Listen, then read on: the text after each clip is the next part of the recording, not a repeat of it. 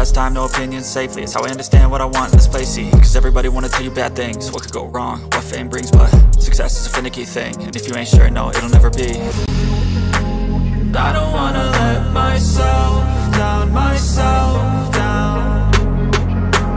I don't wanna let myself down, myself down.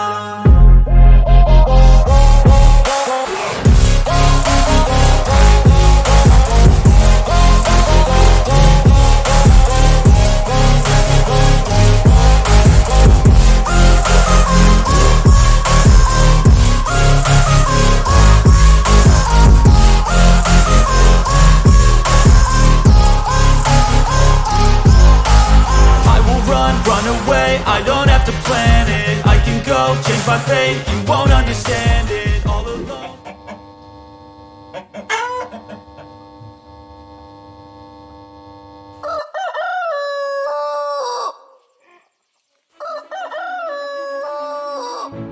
What does freedom mean to you? Does it mean the freedom to choose? The freedom to have a family and raise your kids according to your own values? What about living a wild, adventurous life, experimenting with music, relationships, or art? What does freedom really mean? What if freedom meant something that only a few Americans still understood? What if it meant that your choices and your values were set by you, rather than by some politician in a far-off capital? Some people think we're only free to choose to live exactly how they live, by their moral code, or their narrow worldviews. But if liberty means anything, it means that you, and you alone, have the power to exercise your rights to which the laws of nature and nature's God granted you. It's time to put these principles back into action. It's time to restore the American dream, activate in our communities, and take our country back. It's time to wake up, America.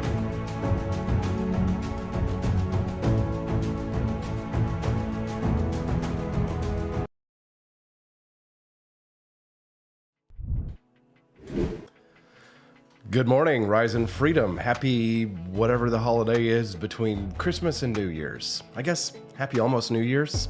Thanks for tuning in to Wake Up America show with Austin Peterson. We're glad to have you here. It's been, well, a rough couple of days. For those who haven't been following online, the latest news, we had a little bit of an accident at the studio.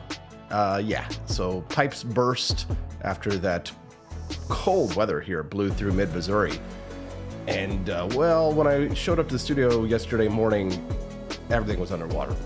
So I'm just lucky to be streaming right now from my home. Things are going to be a little bit weird. You're going to notice that, certain colors, for example, might be kind of way off as we work to sort of calibrate everything so that the show is looking and sounding just as good as it would be if I was in a normal studio instead of in my kitchen. Well, I say my kitchen, but it's in my dining room, if you will. So I hope you'll understand sometimes things might get a little bit spotty. The internet's not too hot out where I live, out in the woods. Sorry, bear with me. Lost a lot of equipment yesterday, trying to get stuff replaced. It's going to be a big pain in the butt. So let's go ahead and just hit the news since we actually are going.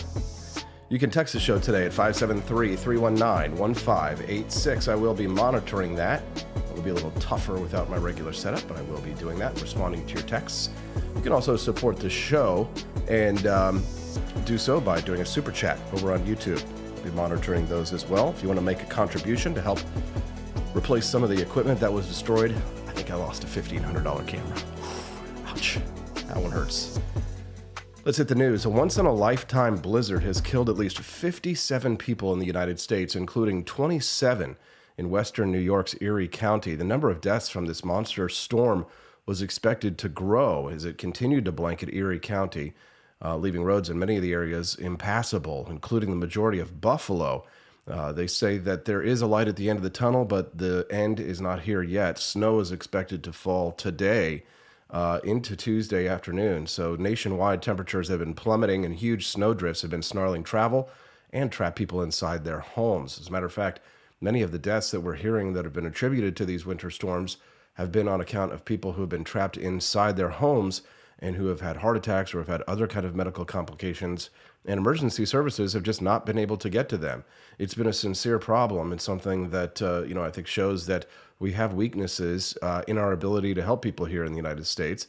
which makes me all the more upset when I see that billions more of U.S. taxpayer dollars are going for the defense of Ukraine. How do you get there, Austin? How could you link those two things? Well, I saw this morning that Ben Shapiro is trending over on Twitter in light of him claiming that it was correct, that it is right for the United States to be sending U.S. taxpayer dollars to Ukraine. And while I do still like Ben Shapiro, I will disagree with him on this.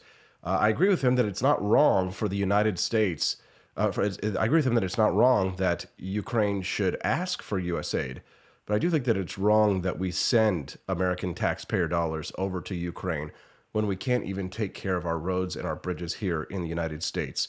I've always been an America First libertarian, and I believe that U.S. taxpayer dollars, if they're to be taken from us at all, and there's a very good argument for why they shouldn't be taken from us in the first place, should be spent on Americans. I'd love to hear your thoughts on this topic. 573-319-1586.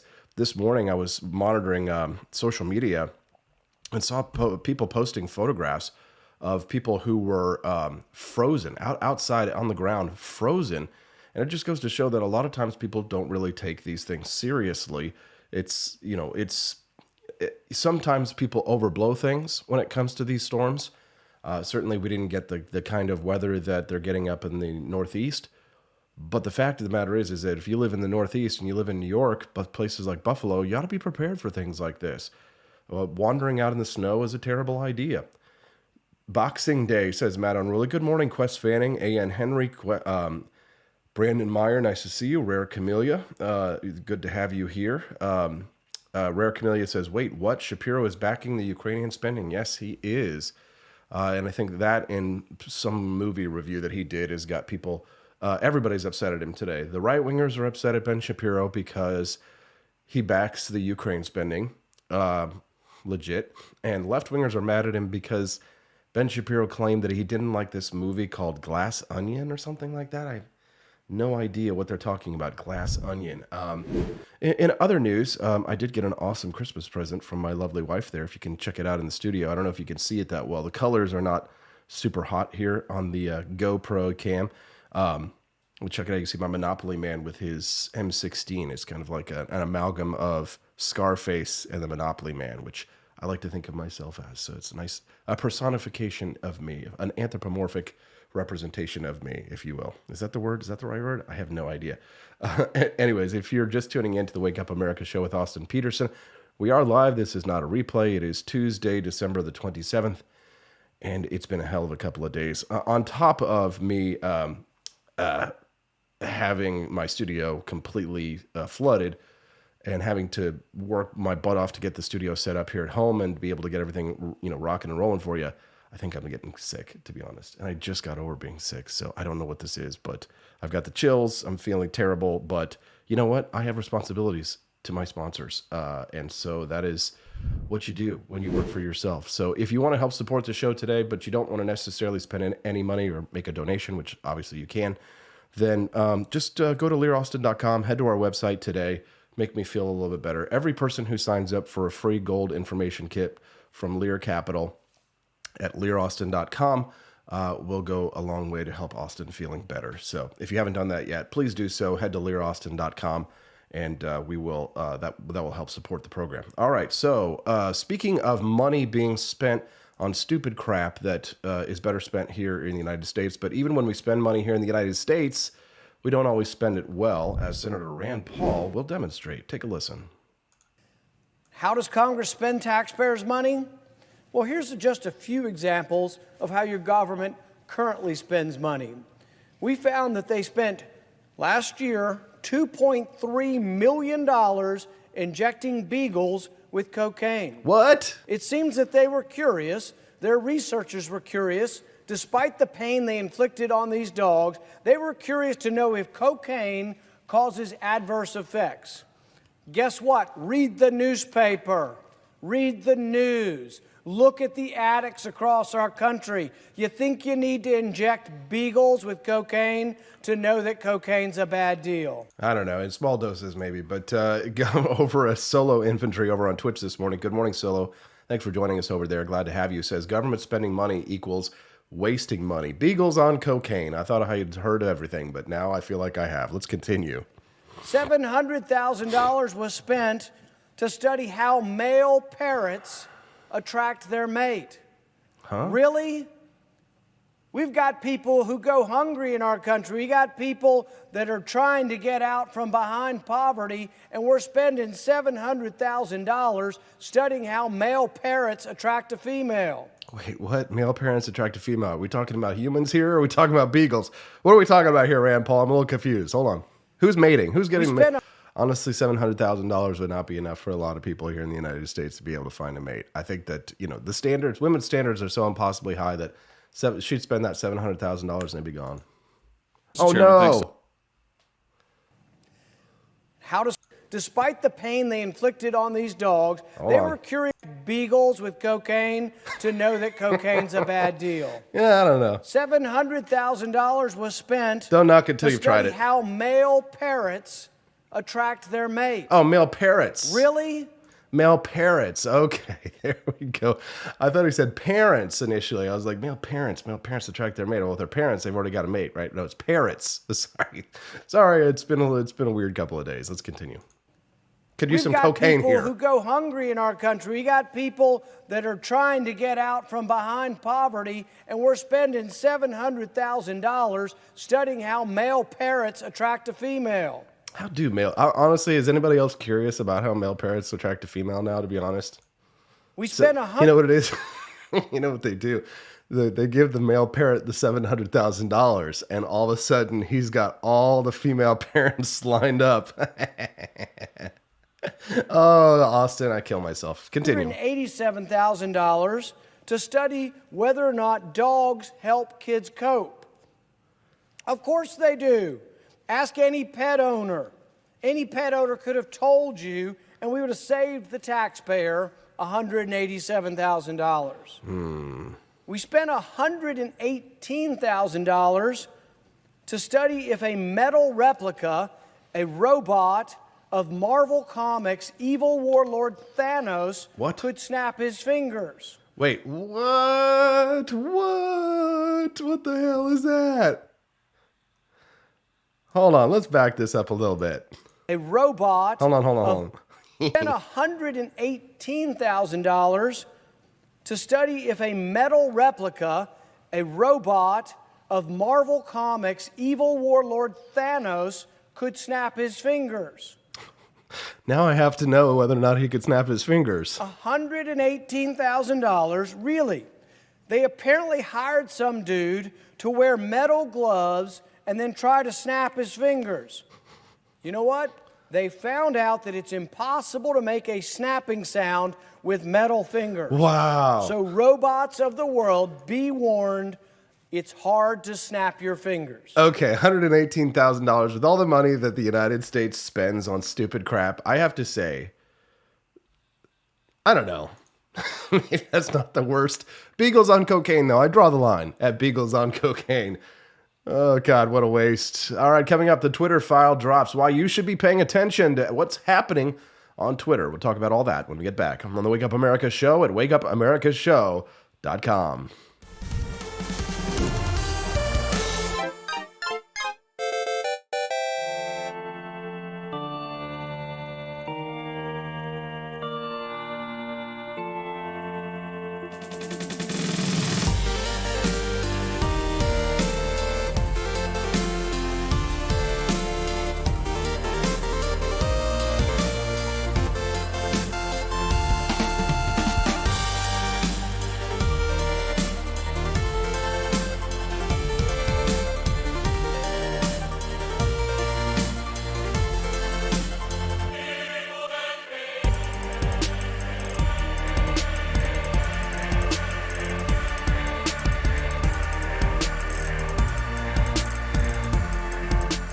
I like shooting things, but whenever I can't shoot something, I like to cut things. My life isn't all about shooting and stabbing and cutting, though. Sometimes I have to do actual work, but when I work, I still like to have fun. And there's nothing less fun than trying to cut with a crappy knife. Thankfully, from the ancient sect of Christian knights, who also loved cutting and stabbing, comes a new implement that has received my personal blessing, the Templar knife. Like the ancient sword of Excalibur, you don't choose a Templar knife, it chooses you. You just decide what kind you want on the website first, however, and then order it online, and then it chooses you. The Templar knife comes in a variety of shapes shapes. As a man of culture and taste, I have decided I will never use a terrible knife again. And thanks to the inspiration provided by this excellent product, I have decided to launch a new crusade against anyone using less than superior knives. Join me, brothers and sisters, by visiting uppercuttactical.com/pages/Templar-knives. That's a lot of slashes. For that, you'll need a Templar knife. For 10% off, use code AP for Liberty and join me in a quest for glory, for liberty, for Christendom, for the Templar knife. Get yours today. Fire.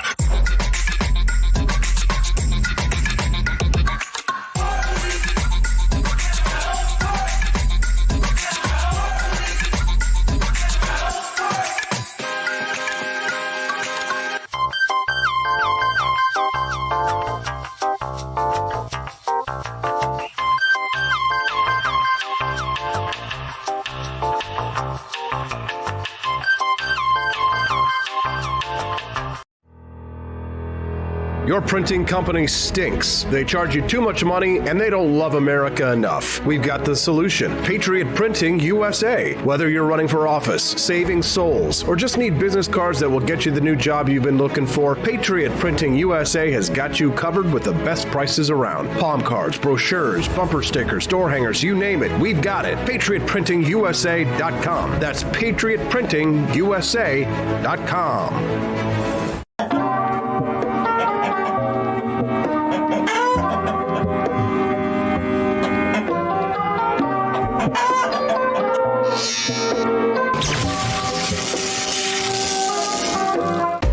Want an engaging website to boost your business? You're just a click away from 5-star Fiverr talent. Hundreds of freelancer skills like web design. Head to Fiverr.com today and get something started.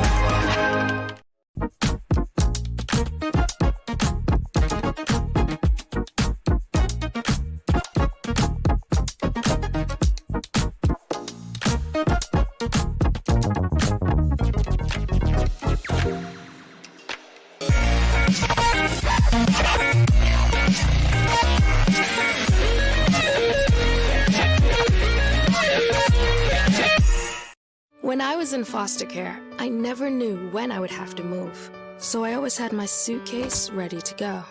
Then one day, I was adopted. My new parents opened their hearts and home to me.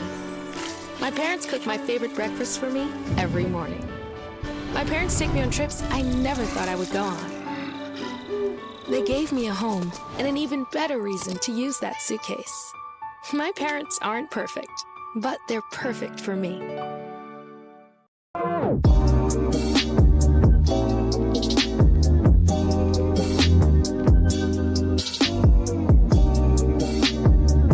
I would remind you that extremism in the defense of liberty is no vice. It is better to settle these matters in the courts than on the streets, and new laws are needed at every level. But law alone cannot make men see right.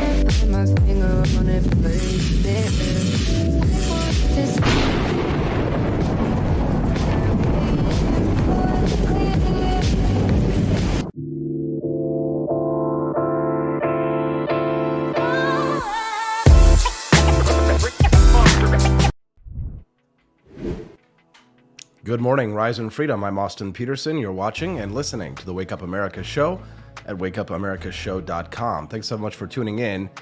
Hope that you're having a happy holiday season. I know it's been rough for a lot of people out there. One of the things that has been interesting is to see all the conversations from people who are really struggling over the holidays. And if that's you, I just want you to know that we appreciate your friendship here and that we're glad to have your presence on the morning show. If you're listening to us now a little bit later on the podcast, just know that somebody out there cares for you.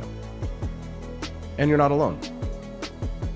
Send us a text at 573-319-1586. You know how I know I'm not alone? My good buddy Andy Opperman sent me a text this morning. He says, I hope I don't sound like a creepy fanboy. Uh-oh. Not a good way to start things, Andy. He says, but I'm here in JC, and if the you-know-what hits the fan, please don't hesitate to call for some help. Buddy, you know. You will be the first person that I call for some help here in JC. And I already knew that you lived in JC. Don't you think that I have a hand in those Christmas cards? I mean, yes, Stephanie does 99% of the work, but I do look at them before they go out. I appreciate your support and your friendship, Andy. Thank you very much. You can text the show too, like Andy, at 573-319-1586. One of our friends from the 917 texted in and said, you may want to check AudioGone for used high-end audio equipment. Got some great deals on gear for their home theater there. Yeah. If you haven't heard, the Wake Up America show studio was flooded yesterday. Pipes burst. Downtown Jefferson City on the street near the Capitol was a sheet of ice coming out of the bar where I usually broadcast from. Now you might think, oh, well, Austin, the nice thing is you get up and get to do the show from home. Yeah, that would be nice if I wasn't getting sick, waking up feeling feverish. Oh, that's just, you know what it is? I feel like Job in the Bible. Have you ever read the Bible? Remember Job?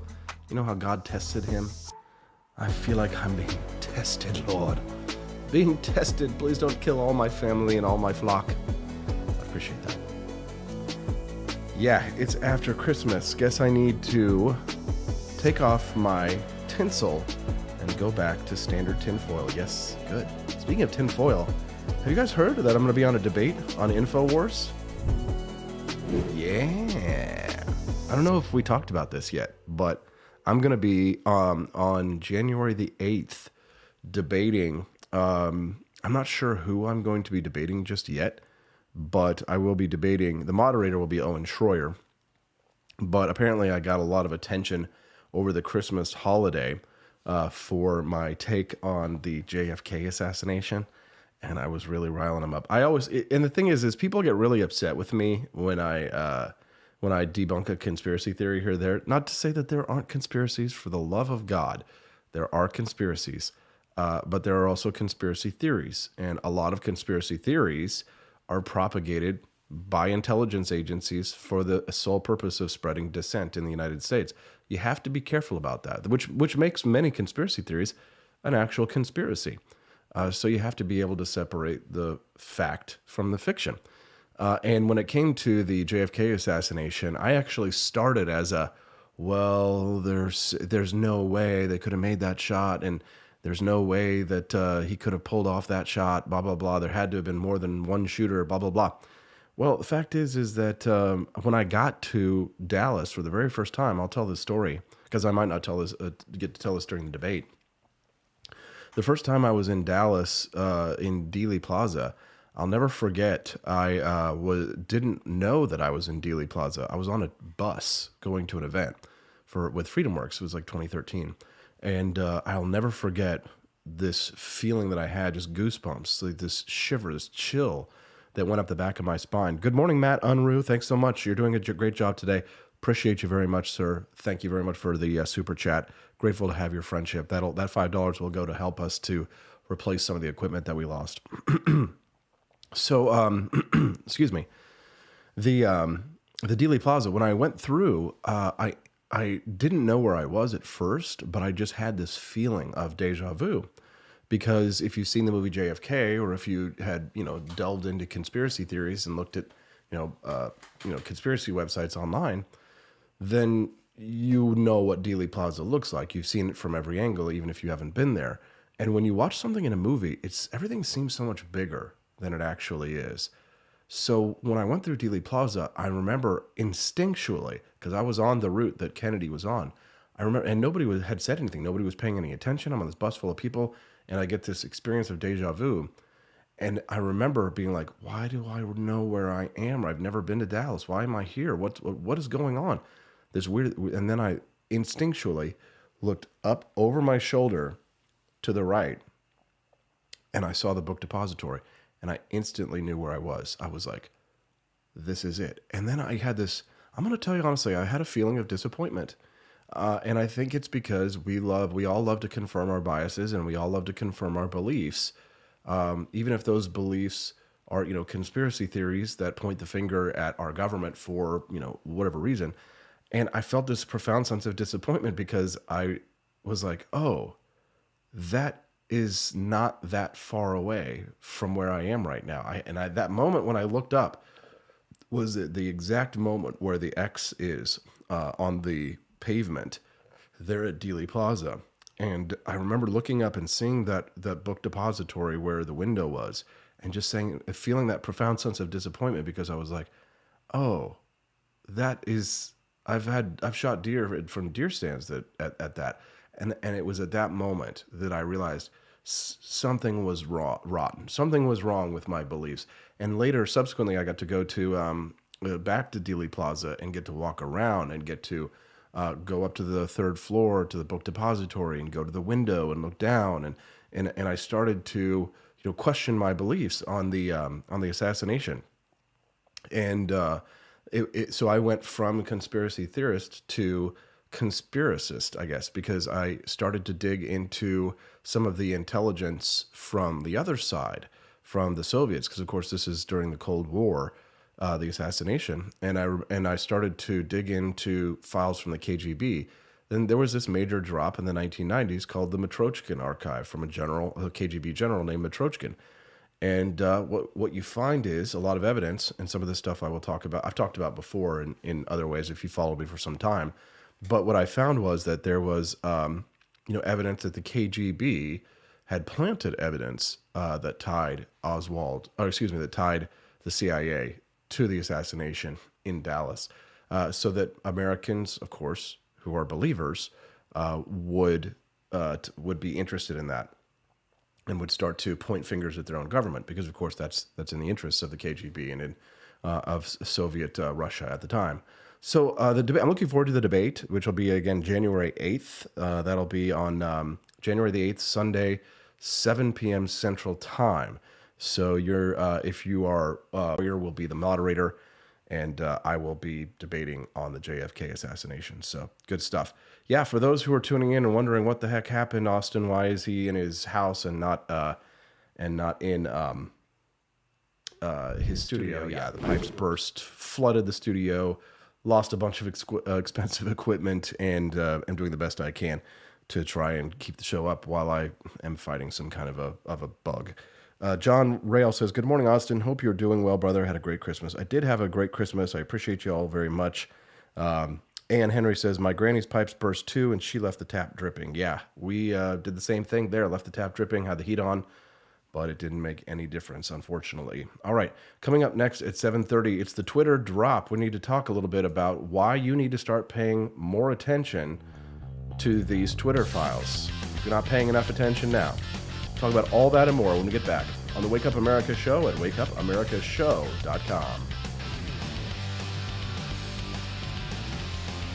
Want an engaging website to boost your business?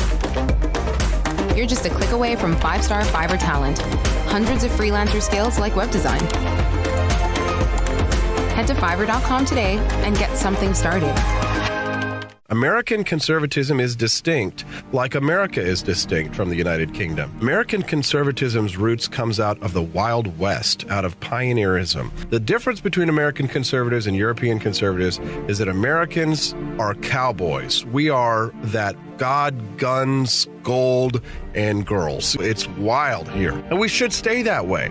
We shouldn't allow a European version of conservatism to come and infect us here. We like it wide open spaces here, deep in the heart of Texas and all that.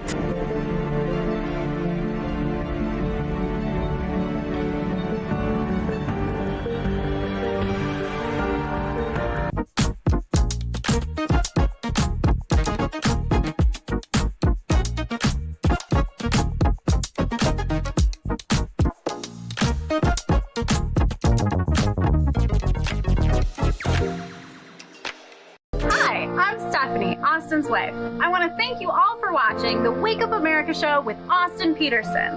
This show has been a huge venture for our family, so we would love it if you could join us. I believe in liberty, and I believe in Austin's ability to spread the ideas of liberty. Do you? I want to ask you today to join Peterson's Patriots with a pledge of $17.76 a month. Help us to stay cancel-proof so we can spread the message of limited government across the country. I joined Peterson's Patriots myself, just in a little different way. Visit wakeupAmericaShow.com/support and make your pledge today.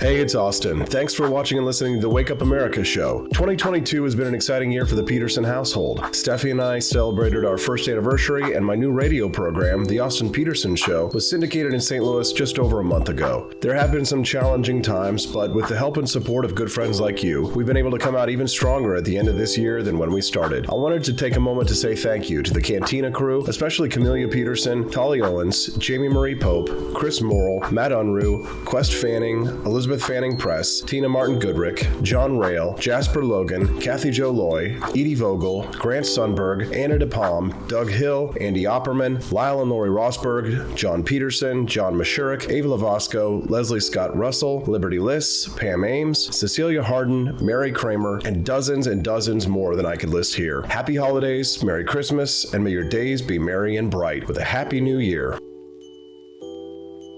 Hello, I'm George. Thank you for watching the Wake Up America show with my dad. Today, I'd like to share with you 3 reasons why you should visit Dad's online store at apforlibertyshop.com. Number 1, you can get exclusive freedom-loving merch designed by AP himself or me mum, Steffi. Liberty Laura has made some designs as well, and blimey, they are great. Number 2, most of these products are so wicked that they aren't even allowed to be advertised on Facebook or Instagram. Modern machine guns and a proper keychain. Plus, our Grover Cleveland t-shirt is so spicy apparently that leftists on Facebook specifically banned it from appearing on the website. Number 3, you're supporting liberty lovers just like you. Spend your money where you earn it, and you help me Pops build a community that supports what you believe. Bloody hell, this commercial is running too long. Gotta run. Bye now. Don't forget to visit apforlibertyshop.com. That's apforlibertyshop.com.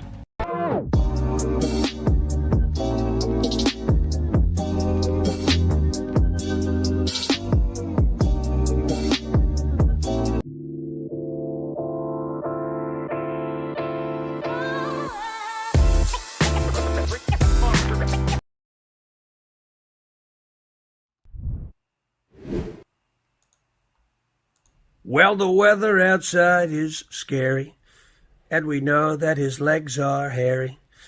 We know it 'cause he told us so. Sleepy Joe, Sleepy Joe, Sleepy Joe. Can't understand him when he's speaking. He even said he was Puerto Rican. Fell off a bike when it was going slow. Sleepy Joe, Sleepy Joe, Sleepy Joe.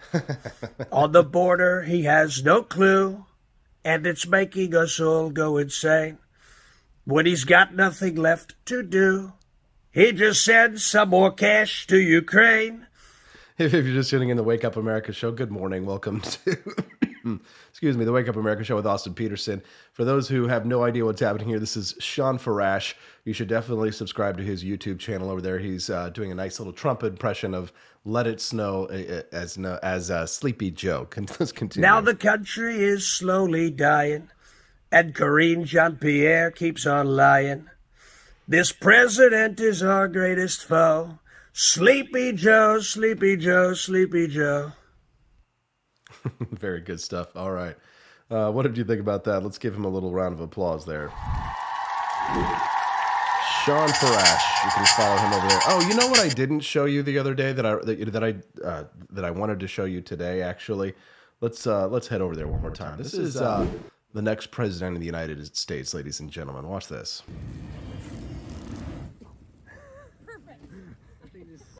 Yeah, that's Governor Kristi Noem right there of South Dakota. Look at that.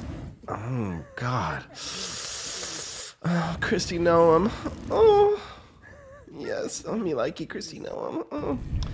Oh. Yes, it would be a better world if Kristi Noem was president of the United States. You can text the show today, 573-319-1586. We're grateful to have your time today. Nice to see you again. Tom D coming into the live stream. Tolly Owens, nice to see you. Chris Morrill says, don't pad that contents inventory. I'd hate to have to investigate me. Bro, you can investigate me all you like. I think that, the problem is that my HMC 150, the Panasonic HMC 150, which is a camera that I've needed to replace for years, fizzled out so the water came up over the chargers, the adapters, because they're all on the floor. And there was a tingle going up my leg, by the way, Chris. But the charger for the Panasonic HMC 150 is discontinued. They don't make it anymore. And if you want to buy one online, you can find them on eBay for like $350. If you want to buy a new camera or a Panasonic HMC 150, you can buy them. They're $1,500.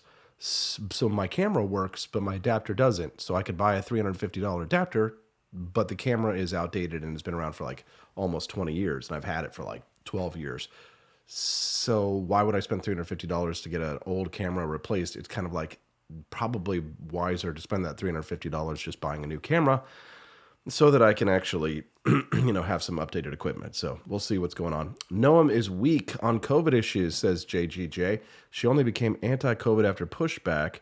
She's established on the other rhinos. Well, you might say the same thing about Ron DeSantis. I think pretty much everybody gets like a 2-week grace period during the initial phase of COVID-19. So if we give Ron DeSantis a break, I think we can give. I think Kristi Noem actually did a better job than Ron DeSantis on COVID. I think she woke up before Ron did. Of course, probably a little bit more difficult to govern Florida than it is South Dakota. South Dakota is just like, just leave everybody alone because there's not very many people there anyway. Anyways, what do you think about that? Love to hear your thoughts. All right, this biggest media misses story. I thought that this was interesting, but quite frankly, I think more importantly, and we are going to have Camellia Peterson on the show later, and we're going to have Bex Bullet because she has like a regular Tuesday appearance on the show these days. The Twitter drop. So we will get to that, and I am going to share with you some more information about the Twitter drop. But I saw this story in the National Review yesterday, which I thought was pretty good for an end-of-year story. But maybe I'll save it towards the very end. The biggest media, misses from 2022. We will talk about that. Camellia over in the live stream says, Noam never locked down and DeSantis did. Ooh, JGJ, what do you have to say? You can text the show today at 573-319-1586. Sorry, I didn't mean to rhyme all the time. So the biggest media misses of 2022. Let's do that since we are going to talk about the Twitter topic with our friend Bex Bullet, who will join us this morning at 8:30 a.m. Central Time. The media basically ignored the Kavanaugh assassination plot. Did you forget that there was an attempt to assassinate a sitting Supreme Court justice this year? No, I kind of forgot myself, but why is that? It's because the media forgot about it. Imagine if there had been an assassination attempt on Ruth Bader Ginsburg. How much cover there would already be a Netflix documentary about it. There would be pages and pages of coverage. It would be devoted. There would be a statue to Ruth Bader Ginsburg with her like with the Captain America's shield and Wonder Woman's lasso, and she's like lassoing the people who tried to assassinate her, and as if she did it herself. That's a big media miss this year, and this is thanks to the National Review. I actually ended up. I know what you're going to say. You're going to be like, I subscribed to the National Review. I did. I had to do it because it's too often that I'm sitting there going, man, I need to read this story so I can have something to talk about, and so I ended up buying a subscription to the National Review, which I know is kind of out of favor these days on the right or the vast right-wing conspiracy, but I don't care. I like it anyway. And I also subscribe to, oh boy, here's another. This is a good reason to boo.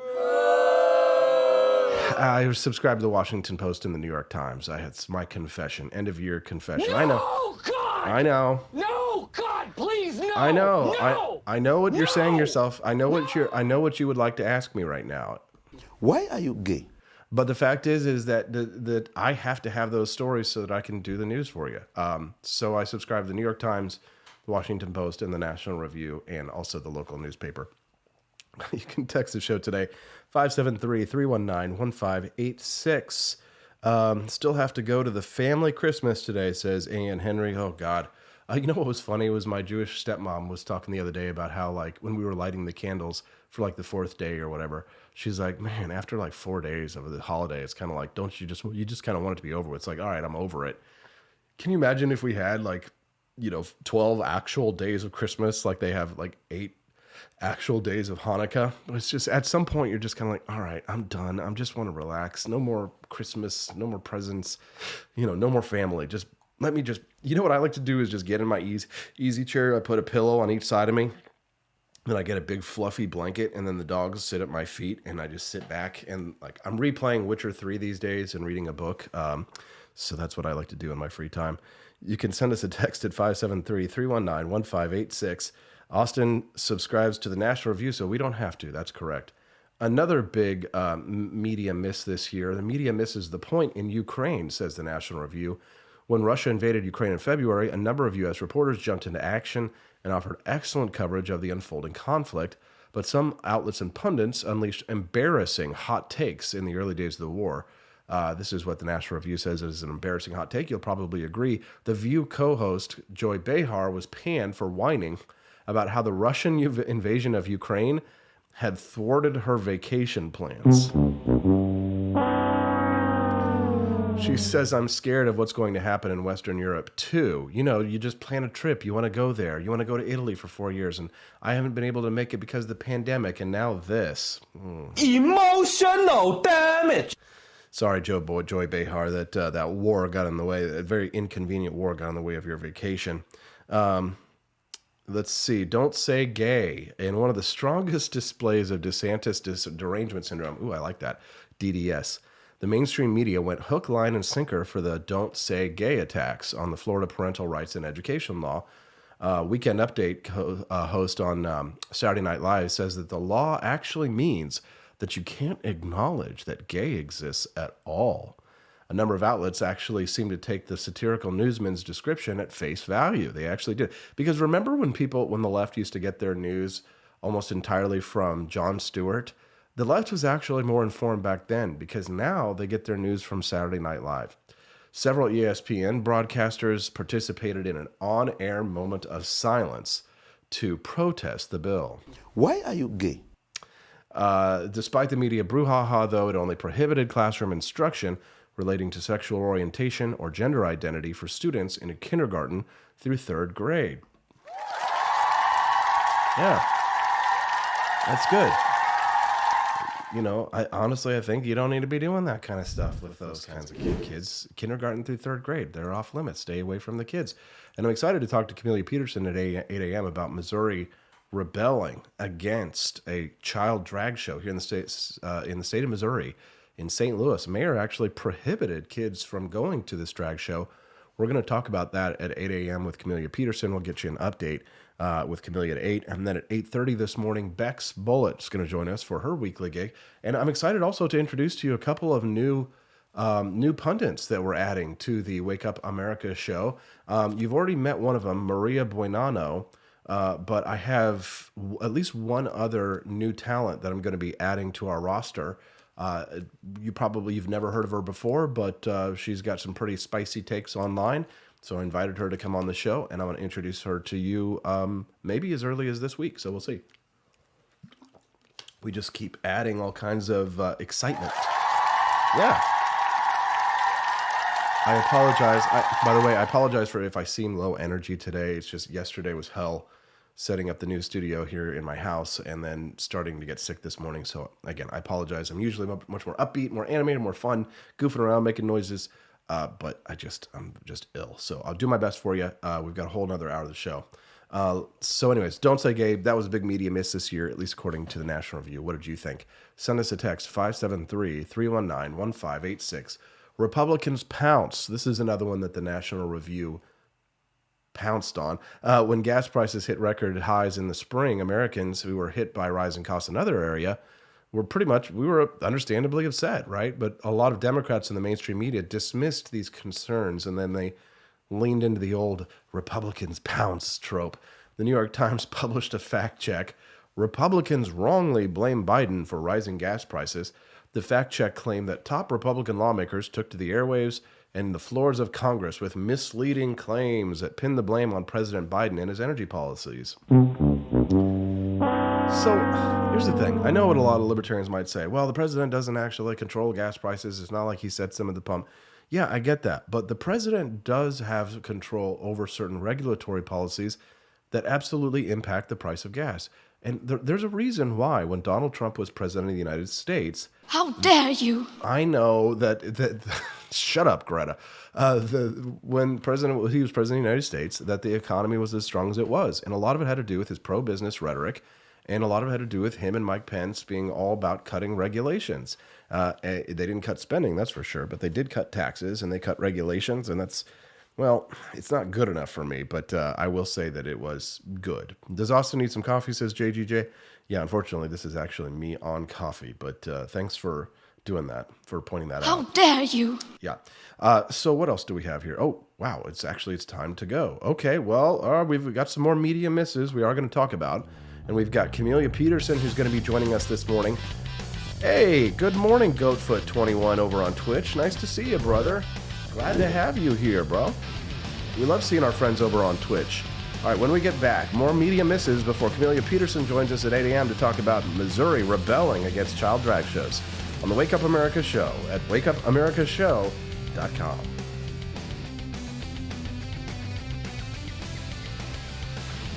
Were you exposed to hazardous materials while serving in the military and have an illness or condition as a result?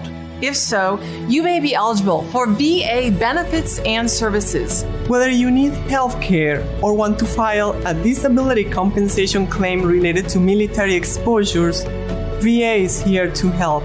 Visit va.gov/military-exposures to learn more and apply today.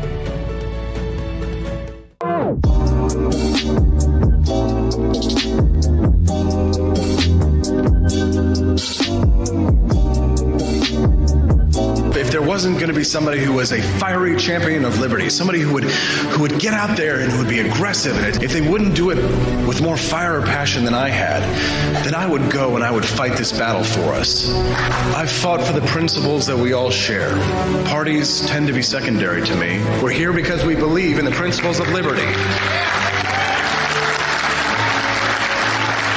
I am not a perfect messenger, but I think I'm a damn good one.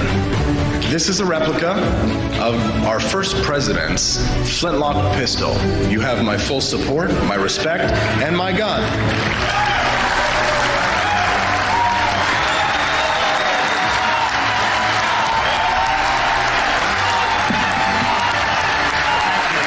I think that at the heart of my philosophy is much more libertarianism than well, that's the fashionable word these days, I guess. A conservative is no longer just that. He's a libertarian and always has been.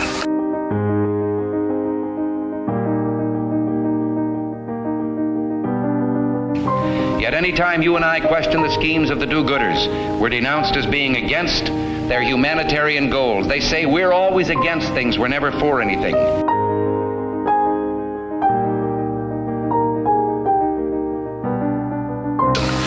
What is fascism? Fascism is private ownership, private enterprise, but total government control and regulation.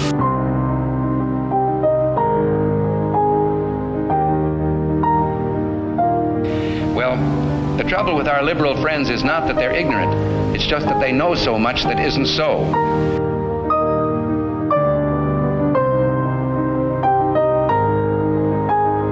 If we lose freedom here, there's no place to escape to. This is the last stand on earth.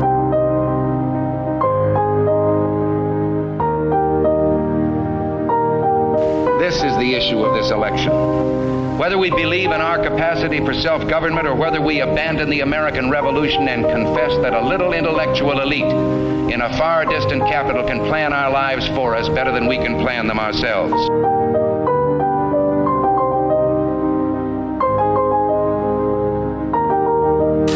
Conservative, so-called, is the one that says less government, get off my back, get out of my pocket, and let me have more control of my own destiny.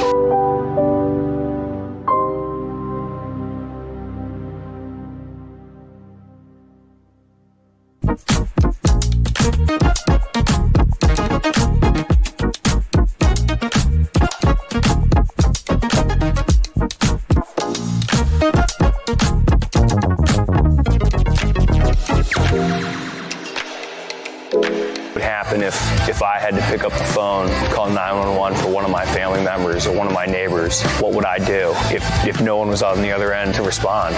What if there was no 911? So you can be a part of the solution. Anybody can be a firefighter. Male, female, younger, older. We have school teachers. We have leaders in business. It's me, you, anyone that wants to be. There is no typical firefighter. We wish you a freedom Christmas. We wish you a freedom Christmas. We wish you a freedom Christmas and a liberty New Year. Socialists and commies may try to convince you that the holiday's all about free stuff. But let's be honest, we all know whose wallet Santa's gifts are coming out of. There ain't no such thing as a free stocking. Santa is the only guy with a big white beard promising free stuff that we want anything to do with this holiday. And if you don't believe, you don't receive. It's a capitalist, consumerist holiday, and it's time for a Santa-sized stimulus. Get your free market merch at the AP for Liberty shop today and stuff your socialist sisters' stockings full of capitalist cheer. Ho, ho, ho, ho! Good morning, Rise and Freedom. I'm Austin Peterson. You're watching and listening to the Wake Up America show at wakeupAmericaShow.com. I see that our friends over there are talking about the Beagles on cocaine. They're like, wait, what do you mean the Beagles on cocaine? Yeah, you missed that story, bud. We were talking about this a little bit earlier. Senator Rand Paul was pointing out, every year he does the whole Festivus thing where he lists the grievances that he has. Well, this year he talked about Beagles on cocaine. If you're just tuning in wondering, why, Austin, are you not in your studio? Pipes burst, flooded the studio, lost a lot of equipment, and I'm in big trouble for it. Basically, I'm at home. This is my dining room. You can see I've got my awesome gift from my wifey for Christmas, the Monopoly Man. And let's see if I can turn over that you can kind of see him a little better. Nice, huh? Pretty sweet. And actually, I thought you might like this. You can see right back here. These are my 3D printers. See that right there? These little spools on top. So back here, let me see, how do I point that? Yeah, these spools of plastic filament feed down onto the deck and get melted into the shape of whatever it is that you want to create, right? Which is kind of cool, because if you look at this right here, this is my World War II style 1911. And this Combat 1911 is mounted on the wall with a 3D printed mount. So all kinds of awesomeness that you can use your 3D printer for, not just to make guns themselves, obviously, which honestly I don't think I would trust my life to 3D printed guns. So, And this is an awesome painting. I don't know if you can see it over here, right there, of who was the guy? The Sergeant Alvin York from World War I, and he's got a 1911 in there. He's shooting Jerry. The 1911. Thought you guys might like to see that. Okay, let's do this. Before we go to Camellia, let's transition over to Twitter. Since you guys missed the Senator Rand Paul stuff, let's watch this and take a listen. How does Congress spend taxpayers' money? Well, here's just a few examples of how your government currently spends money. We found that they spent last year $2.3 million injecting beagles with cocaine. It seems that they were curious, their researchers were curious, despite the pain they inflicted on these dogs, they were curious to know if cocaine causes adverse effects.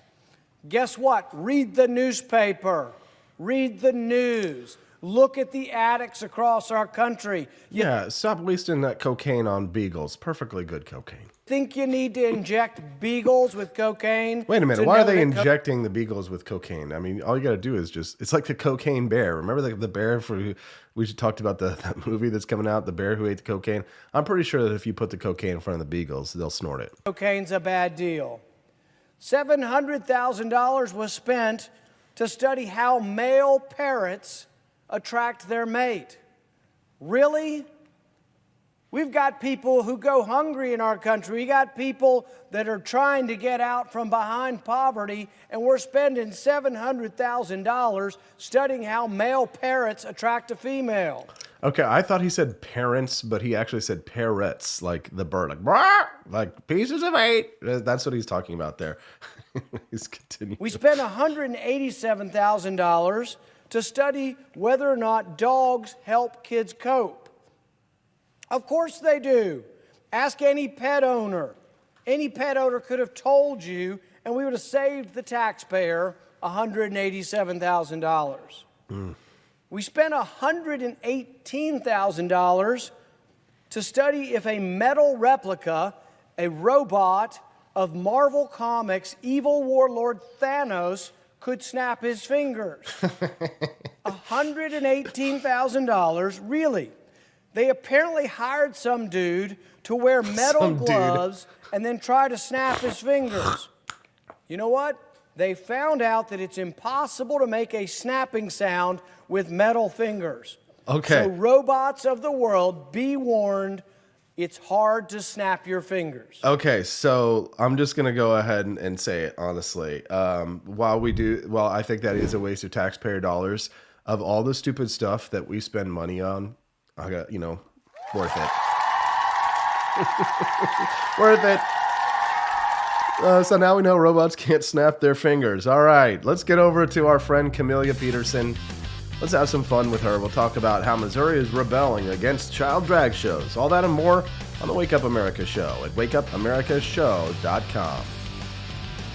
Hello, my name is Kelvin. Welcome to Frenchy Bush. This is my Dee Dee's website. Now I've decided to speak to you with my real voice for the first time ever to tell you about how cool Frenchy Bush is. But I've decided that this is the perfect opportunity to share with you. Frenchy Bush is a good website. You should follow us on socials. If you like Frenchies or any kind of bulldogs, me and my new brother George are going to try to make your life more fun. Hello, I'm George. My neck isn't really thick yet, but it will be. We are so glad you're here. Please ignore my floating eyeball. It helps me spot predators who might be approaching from the sides. Dee Dee made Frenchy Bullshit to review things that he uses on me and my brother to tell you if it's good or bullshit.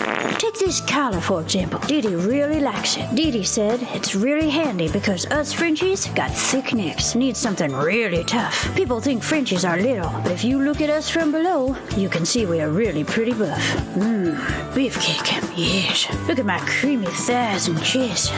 Yes, you like that? Big brother, please focus. Frenchy Bullshit. Please follow us for more great content and read the Frenchy Bullshit blog for more fun and cool stuff.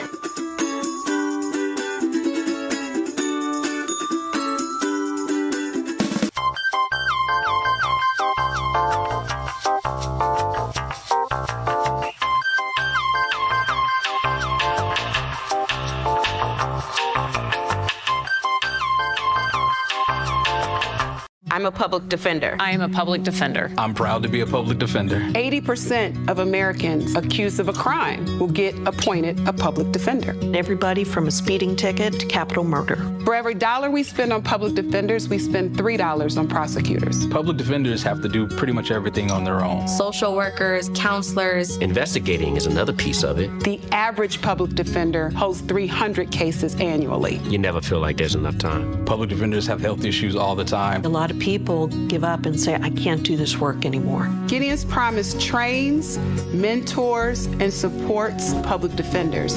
There are a lot of people who say that they would not still be public defenders, but for Gideon's Promise. It's fueled me to continue on in this fight. Gideon's Promise has changed the face of public defense. People see us as troublemakers. Good trouble only. We don't make it easy. It should not be easy to take away someone's liberty.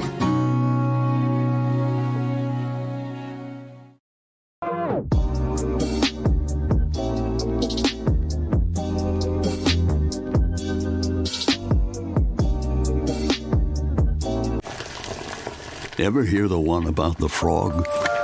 Put a frog in a pot of boiling water and it'll jump right out. Here's my resume again. But put a frog in a pot of cool water and slowly heat it up, and that frog will boil. It's a lie. But as a metaphor for us and all that we go through as veterans, any real-world experience. It's a story that rings true. We make excuses for how we feel. We push everything down. We tell ourselves the lie that it's easier to stay in that boiling water, to disconnect. And some days, maybe it is. But you've never been interested in easy. Make no mistake, reaching out is hard. Do it anyway. You're not alone. You've got this. You are not a frog. Find resources at va.gov/reach.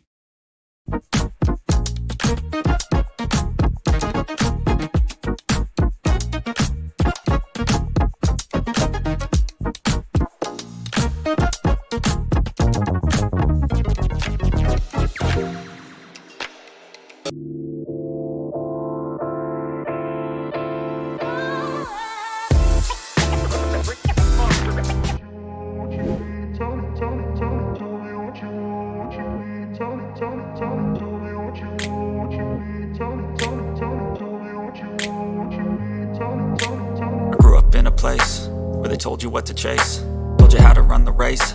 Every move was on the page, but I didn't like their way. Had to fight and misbehave, had to find a way to change, had to leave to find my way. Caught up in a daydream, I beat my mind up there almost daily. It's how I pass time, no opinions safely. It's how I understand what I want in this place, see, cause everybody wanna tell you bad things. What could go wrong? Good morning, Rise and Freedom. It's 8:03. I'm Austin Peterson. You're watching and listening to the Wake Up America show at wakeupAmericaShow.com. Appreciate you putting up with us and all of the little challenges that we have this week. The studio exploded, pipes burst, and a lot of our equipment got damaged, and, well, I'm at home. So it seems like everything is going fairly smoothly so far. Now comes the next big test. Joining us now, not in studio, but live on camera, and hopefully without any issues. Want an engaging website to boost your business? You're just a click away from 5-star Fiverr talent. Hundreds of freelancer skills like web design.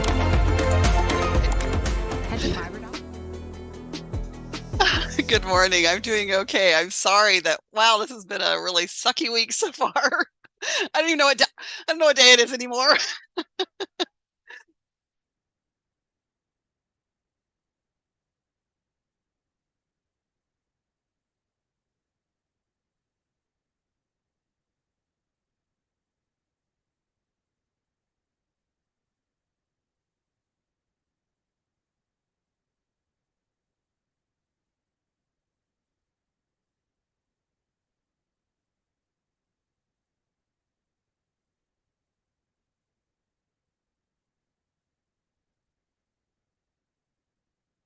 So in Chesterfield, which is just outside St. Louis, there was this drag queen Christmas show held at a place called The Factory there in Chesterfield. And this is a show that they tour nationwide with, and they have for several years. So the content of the show is already well known. So it's not like they couldn't say, well, it's family friendly, and then you get there and then it's not family friendly. So what happened is this was scheduled for Chesterfield and apparently got on to Senator Bill Eigel's radar. He wrote a letter to the mayor of Chesterfield and basically said, you need to limit the age of this show to 18 because it violates some city and state ordinances with regard to, what is allowed for children. And, the thing is that in spite of those ordinances and what people would just assume, the venue's advertisement for this event both said that it was open to all ages and said that it had adult content. Like, why even say that? Why say, that it has adult content and then say, but your kids are welcome? Anyway, so it's not like, there's been a whole uproar about drag queen shows and people are like, oh, they're not overtly sexual. And maybe that's the case. Maybe that is the case sometimes. But in this show in particular, we know the content. We've seen the pictures. It is sexually explicit. There's nudity. I mean, I don't know. Do you consider fake boobs nudity? It's like, because there's some people that were like, no, whatever. But they did one in Austin, Texas. And I sent you a thread on this on Twitter. But the thing is, in this same show that as it played in Austin, Texas, there's all of these components. And there were children, 9 and 10-year-old children in that Austin show. And the performers were interacting with the children and, saying stuff like, I think I have a fan, because parents are, encouraging their children to give them money and obsessed much, and it's a child. And then this person addressed a 9 and 10-year-old. He was like, are you having fun? Are you enjoying it? Are you confused yet? I mean, there should have been a no-brainer. There should have been no question that this was inappropriate for children. If you're just tuning into the Wake Up America show, I'm Austin Peterson. We're speaking to Camelia Peterson. She's an S-O-N. I am an S-E-N. Get it right. We are good friends, and she is also the editor of thelibertarianrepublic.com. That's my website. CJ, how did people react to this? Because I heard that the community actually rallied against this. Right. There was a lot of outrage about it. And so, and you mentioned earlier that they also held the same show in Kansas City. So Kansas City did not limit the ages of the children who attended. But shortly after the uproar, as it got made public by Senator Eigel, and the mayor then restricted the ages, there was still a protest planned. So they had a protest outside of the venue for that show. And there was one arrest, but I haven't been able to find any details of why, what the arrest was for. So there was one arrest made at that protest. There was also a protest that was organized for the one in Kansas City as well. And as you mentioned, police were there, as well as Antifa, to, protect the drag show. But there were kids as young as 6 at that show. And I just think that's ludicrous. I mean, if it was not a drag show, if it was anything else, I don't think that they would have had the same standards. Al Johnson, asking the real questions over there, says, why do these crazy straight people take their kids to those shows? Great question. You can send us a text at 573-319-1586. We're talking about events in Missouri, child drag shows. And we're talking about the response to them as well. So Senator Bill Eigel raised a fuss, made a stink. But where was the state senator from Kansas City? Where was the appropriate response on the west side of the state? Well, they don't have quite the same representation in Kansas City. So, I mean, this topic has basically become virtue signaling on the left. And I think there are probably a lot of Democrat legislators and figures who don't agree with this, but you cannot, you may as well tank your political career if you speak out against this sort of thing if you're on the left. I watched a conversation between one of our Democratic representatives and a friend of mine on Twitter here a few days ago about this topic and this issue, and they frame it as people who oppose it being homophobic, and nothing could be further from the truth. And so, he's having this, honest conversation with her, because he and I both, and you too, we don't agree with like the extreme ways that the right takes these things to, as well as, the left. I mean, we're kind of here in the middle trying to be reasonable.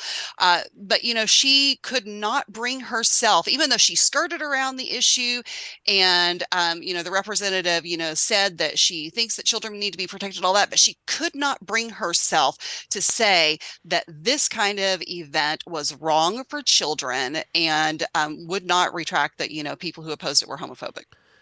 If you're just tuning into the Austin Peterson, to the Wake Up America show with Austin Peterson, I am speaking to Camelia Peterson right now about two quote-unquote child-friendly drag shows that occurred here in the state of Missouri, and the pushback that they've received from conservatives. Yeah, Camelia, you're right. There is probably the person who was opposing it, who is being called homophobic, wasn't homophobic. But our job is always made harder, for example, to say defend gay marriage by things like this, where you have actual perverts in the LGBTQ community who are making it difficult for people like you and I who support their rights to be able to defend them. And then alternatively, the conservative community makes it difficult to defend the rights of children and protect the rights of children by the fact that the people who are the loudest voices do tend to be homophobes and do tend to be bigots. And so, unfortunately, the people who rise to the top in these debates is always the worst of both sides. It's either an authoritarian leftist approach, which is, mandatory children at drag shows, or it's an authoritarian right-winger, mandatory, jail all homosexuals, right? I'm being hyperbolic there, but I mean, still, the problem is that the authoritarians are the ones who run the debate and get all the attention. How do we change that? I mentioned to you last night that I felt like this topic is kind of reaching saturation level because there has just been so much of it. And I think that people get tired of talking about things because it's just the constant onslaught. And I think that's where kind of like people were giving up on voting and all this, there's fatigue with a lot of these issues. And you're like, I give up, I quit. And that's exactly what they would like for us to do. And so the thing is, I think we have to keep beating that drum and being the voice of reason. And my specialty, calling out both sides. I'm not on your side. Yeah, I know. The side of reason. But I think we see some of what happens with this with our friend Sarah Higdon, who just got, she's trans and, deals with a lot of these issues as well. And she got a Twitter ban of all things for actually saying that her trans issues are also mental health issues. Ooh, yeah. And tell this story about what happened here, because this is interesting and tangentially related. Yeah, I can't remember the exact wording of her tweet right now, but she had tweeted that transgenderism is very much a mental health issue. Well, she admits that she has mental health issues, right? So I mean, it's not like she absolutely does, and she's talking about herself. Right. Yeah. She came right out and said in that tweet, she was very direct about it, is that, my transgenderism is, a mental illness is essentially what she said. And so that is that is wildly unpopular to say. You don't say that without getting into a lot of trouble. I don't really know why Twitter banned her for 12 hours. I imagine because it was a response. She probably got reported, probably mass reporting. People were probably just mass reporting her account because they don't like that. You can't do that on the left. And she's not on the left. She's on the right. You can't do that on the right. Along the same lines, though, she was also dealing with issues, and Christina Buttons was coming to her defense on this as well. But she was dealing with these people who are coming after her because she is saying that, I just lost my train of thought momentarily, but basically she's saying that conservatives go too far with things and the left goes too far with things. And you can't, there's no, you can't win for losing in that case. Man, this is good stuff. If you're just tuning into the Austin Peterson Show, you're listening to Camellia Peterson, who is joining us now on the Zoom camera. I guess, is there anything else on this topic or anything else in general that you think that people should know before we let you go, CJ? I don't think so. I think that we just need to continue being aware. And I know that there's always going to be this push and pull with where do we draw the line of what is socially acceptable in our culture and, what constitutes real harm to children. And I'm very much hopeful that even though we talk about transgender issues in Missouri a lot as, kids in sports, which is not something we deal with a whole lot, I'm very hopeful that we'll actually take steps on real harm to children in the way of chemical and medical, mutilation. So, yeah. I mean, we need to keep after it because, if there's one thing that gets me fired up, it's watching what they're doing with our children. I completely agree. Camellia Peterson, thank you very much for your time today. Appreciate you very much. Have a great day. Happy New Year. Oh boy, that was really good. We actually are rocking and rolling, even though the studio is flying at half-mast. So am I. We'll be back with Beck's Bullet at 8:30 to talk about the Twitter files, the latest drop on the Wake Up America Show at wakeupAmericaShow.com. Want an engaging website to boost your business? You're just a click away from 5-star Fiverr talent. Hundreds of freelancer skills like web design. Head to Fiverr.com today and get something started. American conservatism is distinct, like America is distinct from the United Kingdom. American conservatism's roots comes out of the Wild West, out of pioneerism. The difference between American conservatives and European conservatives is that Americans are cowboys. We are that God, guns, gold, and girls. It's wild here. And we should stay that way. We shouldn't allow a European version of conservatism to come and infect us here. We like it wide open spaces here, deep in the heart of Texas and all that.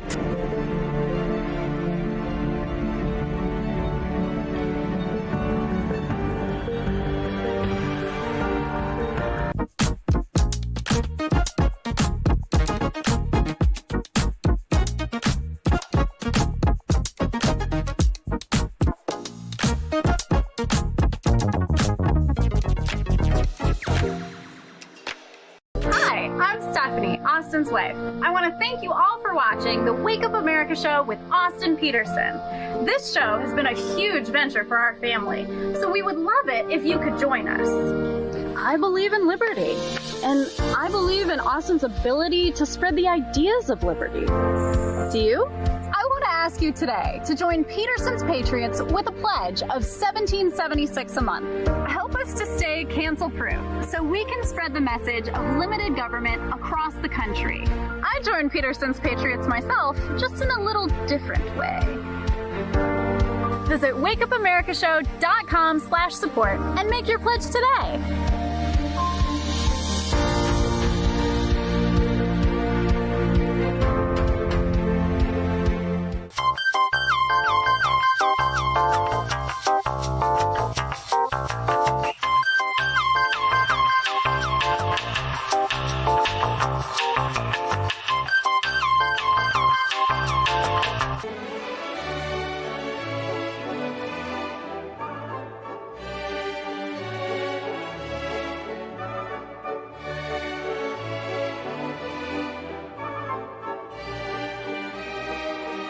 Hey, it's Austin. Thanks for watching and listening to the Wake Up America show. 2022 has been an exciting year for the Peterson household. Steffi and I celebrated our first anniversary, and my new radio program, The Austin Peterson Show, was syndicated in St. Louis just over a month ago. There have been some challenging times, but with the help and support of good friends like you, we've been able to come out even stronger at the end of this year than when we started. I wanted to take a moment to say thank you to the Cantina crew, especially Camellia Peterson, Tolly Owens, Jamie Marie Pope, Chris Morrill, Matt Unruh, Quest Fanning, Elizabeth Fanning Press, Tina Martin Goodrick, John Rail, Jasper Logan, Kathy Jo Loy, Edie Vogel, Grant Sundberg, Anna DePalm, Doug Hill, Andy Opperman, Lyle and Lori Rosberg, John Peterson, John Mashurik, Ava Lavasco, Leslie Scott Russell, Liberty Liss, Pam Ames, Cecilia Harden, Mary Kramer, and dozens more than I could list here. Happy holidays, Merry Christmas, and may your days be merry and bright with a Happy New Year. Hello, I'm George. Thank you for watching the Wake Up America show with my dad. Today, I'd like to share with you 3 reasons why you should visit Dad's online store at apforlibertyshop.com. Number 1, you can get exclusive freedom-loving merch designed by AP himself, or me mum, Steffi. Liberty Laura has made some designs as well, and blimey, they are great! Number 2, most of these products are so wicked that they aren't even allowed to be advertised on Facebook or Instagram. Modern machine guns and a proper keychain. Plus, our Grover Cleveland t-shirt is so spicy apparently that leftists on Facebook specifically banned it from appearing on the website. Number 3, you're supporting liberty lovers just like you. Spend your money where you earn it, and you help me Pops build a community that supports what you believe. Bloody hell, this commercial is running too long. Gotta run. Bye now. Don't forget to visit apforlibertyshop.com. That's apforlibertyshop.com.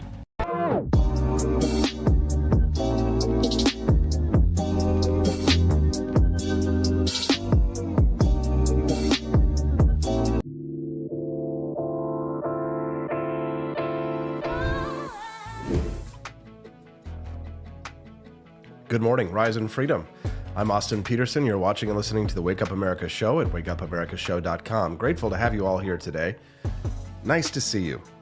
Rare Camellia, Hikaru, Grant, Tom D, my lovely wife Stephanie, Ann Henry joining us this morning, Chris Morrill, Al Johnson, and so many of our other friends. Glad to have you here today. If you're wondering, Austin, why are you not in your studio? Well, I'll tell you very briefly. Studio flooded. Basically, pipes burst, exploded. It exploded.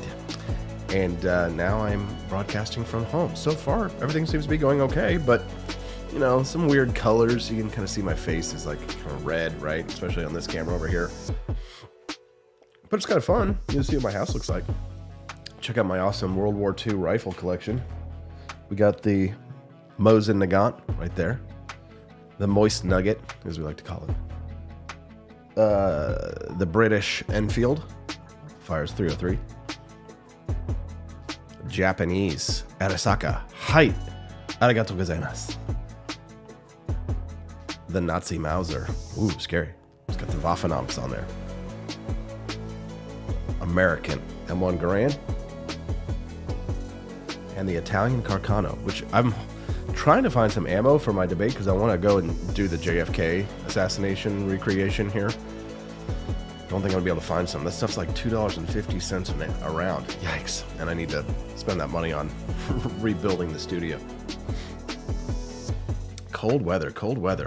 Oh, Tom says, good morning, Austin. Love you, Austin. Thanks for making my mornings better. Appreciate you, brother. You make my morning better because when you sit around and you watch the show this morning, all 30 people over on YouTube and many others on other sites as well, makes me feel good. Nice to perform for an audience. You know, if we had a little auditorium of 30 people, that'd be a good crowd. Glad to have you here. We just keep growing and growing and growing.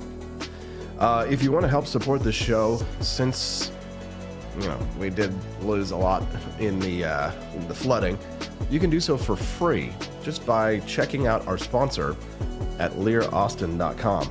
I'd like to just ask you, if you wouldn't mind, to visit the website that they set up for me right down here. You can see my little finger down there at the very bottom. Visit learaustin.com. And there's no obligation. It's basically what they're going to do is they're going to send you some information about their offerings for gold, silver, and gold IRAs. You can also call them as well at 1-800-885-2175. Write that down. 1-800. If you prefer to speak to somebody, then they'll send you a packet in the mail. 1-800-885-2175. So this is a great way for you to support the show by showing our sponsor that people are engaged with the program, people support the program, and they will continue to sponsor us. Fact is that if we don't get people to sign up for these free informational packets, then they won't sponsor us anymore. That'd be bad. It'd be very bad. So you can help us for free by heading over to learaustin.com, signing up for that informational packet. If you do it, just let me know over in the chat that you signed up for it. I'll be grateful. And they are going to send you information. That's because what they do, it's marketing. But it does help the show, and no cost to you, no obligation. You just sign up, give them your info. They'll send you the free informational packet, and they'll tell you all about all the fun stuff that they can do to help you to secure your financial future. So do that for me. Head over to learaustin.com, sign up for that free info packet, and I will be super grateful because we need to keep our sponsors here. It's not going to look good if we lose them. That's a fact, chat. All right, let's head on over. I do like that little disco theme. We're going to have Bex Bullet joining us here in about 6 minutes to talk a little bit about why you need to start paying attention to the Twitter Files drop and what I think are the biggest revelations from one of the most important stories, I think, of 2022. The first one, I think, is the biggest story is that the FBI actually paid Twitter $3.5 million to censor people like you and people like me. The FBI pressured Twitter to give them information that would legally require warrants, but they didn't have warrants. The FBI, leading up to the 2020 election, would eventually hold weekly meetings with Twitter and tell them whose tweets to squelch and which accounts they wanted to be suspended. Almost all of those were conservatives. And one of them even was our friend Squiggly Line Guy. So Squigs had, and he still has yet to be reinstated. So we're going to be keeping track with that story as well. The FBI knew that the Hunter Biden laptop story was real. They knew it was coming out weeks before the 2020 election, and they told Big Tech to expect Russian disinformation, and they told them to squelch the story. That means that the FBI corrupted the election to help Joe win the election. And there are so many former FBI employees at Twitter that they actually have their own Slack channel. Something we're going to keep an eye on. Yes, the FBI should absolutely be abolished, says Hikaru. Hell yeah, we're with you, buddy. Amen. We're glad you're with us.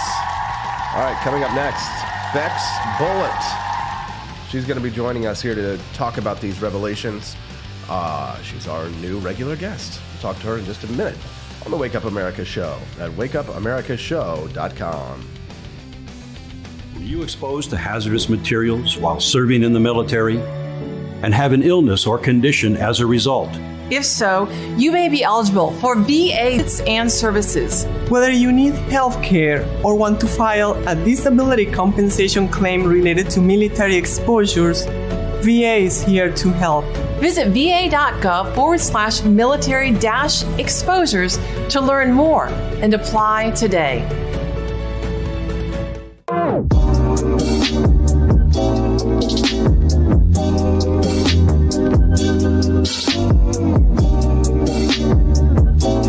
wasn't going to be somebody who was a fiery champion of liberty, somebody who would get out there and who would be aggressive. And if they wouldn't do it with more fire or passion than I had, then I would go and I would fight this battle for us. I've fought for the principles that we all share. Parties tend to be secondary to me. We're here because we believe in the principles of liberty. I am not a perfect messenger, but I think I'm a damn good one. This is a replica of our first president's flintlock pistol. You have my full support, my respect, and my gun.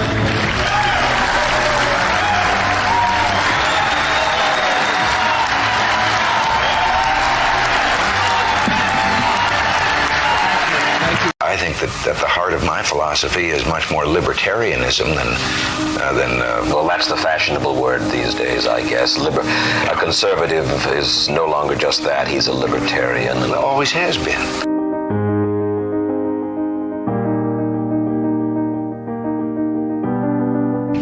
Yet any time you and I question the schemes of the do-gooders, we're denounced as being against their humanitarian goals. They say we're always against things, we're never for anything.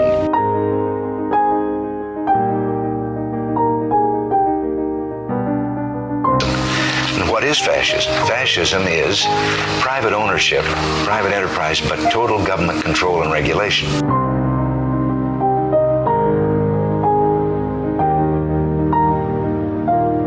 Well, the trouble with our liberal friends is not that they're ignorant. It's just that they know so much that isn't so.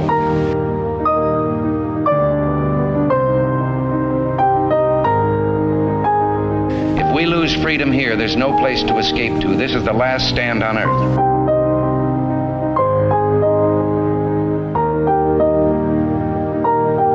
This is the issue of this election. Whether we believe in our capacity for self-government or whether we abandon the American Revolution and confess that a little intellectual elite in a far distant capital can plan our lives for us better than we can plan them ourselves.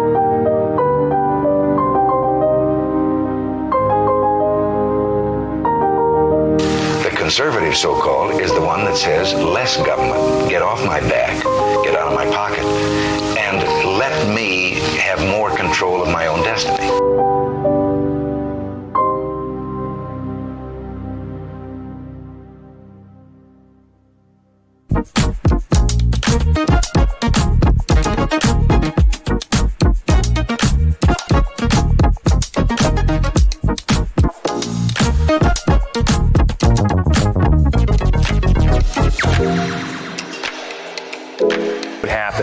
If I had to pick up the phone, call 911 for one of my family members or one of my neighbors, what would I do if no one was on the other end to respond? What if there was no 911? So you can be a part of the solution. Anybody can be a firefighter. Male, female, younger, older. We have school teachers. We have leaders in business. Is me, you, anyone that wants to be. There is no typical firefighter. We wish you a freedom Christmas. We wish you a freedom Christmas. We wish you a freedom Christmas and a liberty New Year. Socialists and commies may try to convince you that the holiday's all about free stuff. But let's be honest, we all know whose wallet Santa's gifts are coming out of. There ain't no such thing as a free stocking. Santa is the only guy with a big white beard promising free stuff that we want anything to do with this holiday. And if you don't believe, you don't receive. It's a capitalist, consumerist holiday, and it's time for a Santa-sized stimulus. Get your free market merch at the AP for Liberty shop today and stuff your socialist sisters' stockings full of capitalist cheer. Ho, ho, ho, ho!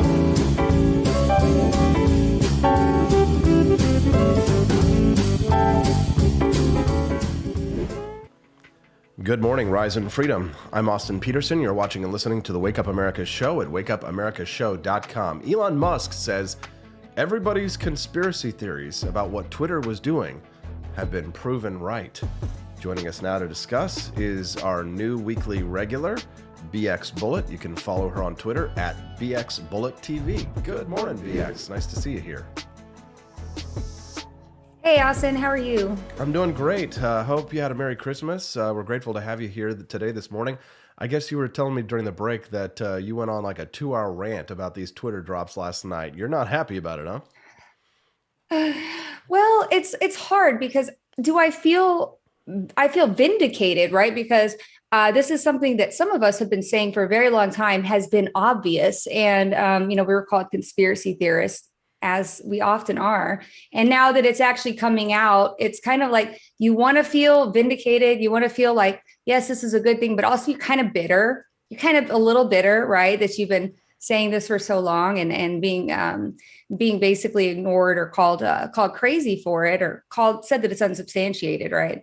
So you may or may not know this about me, but like I have a lot to say about the FBI in general. I don't appreciate the way that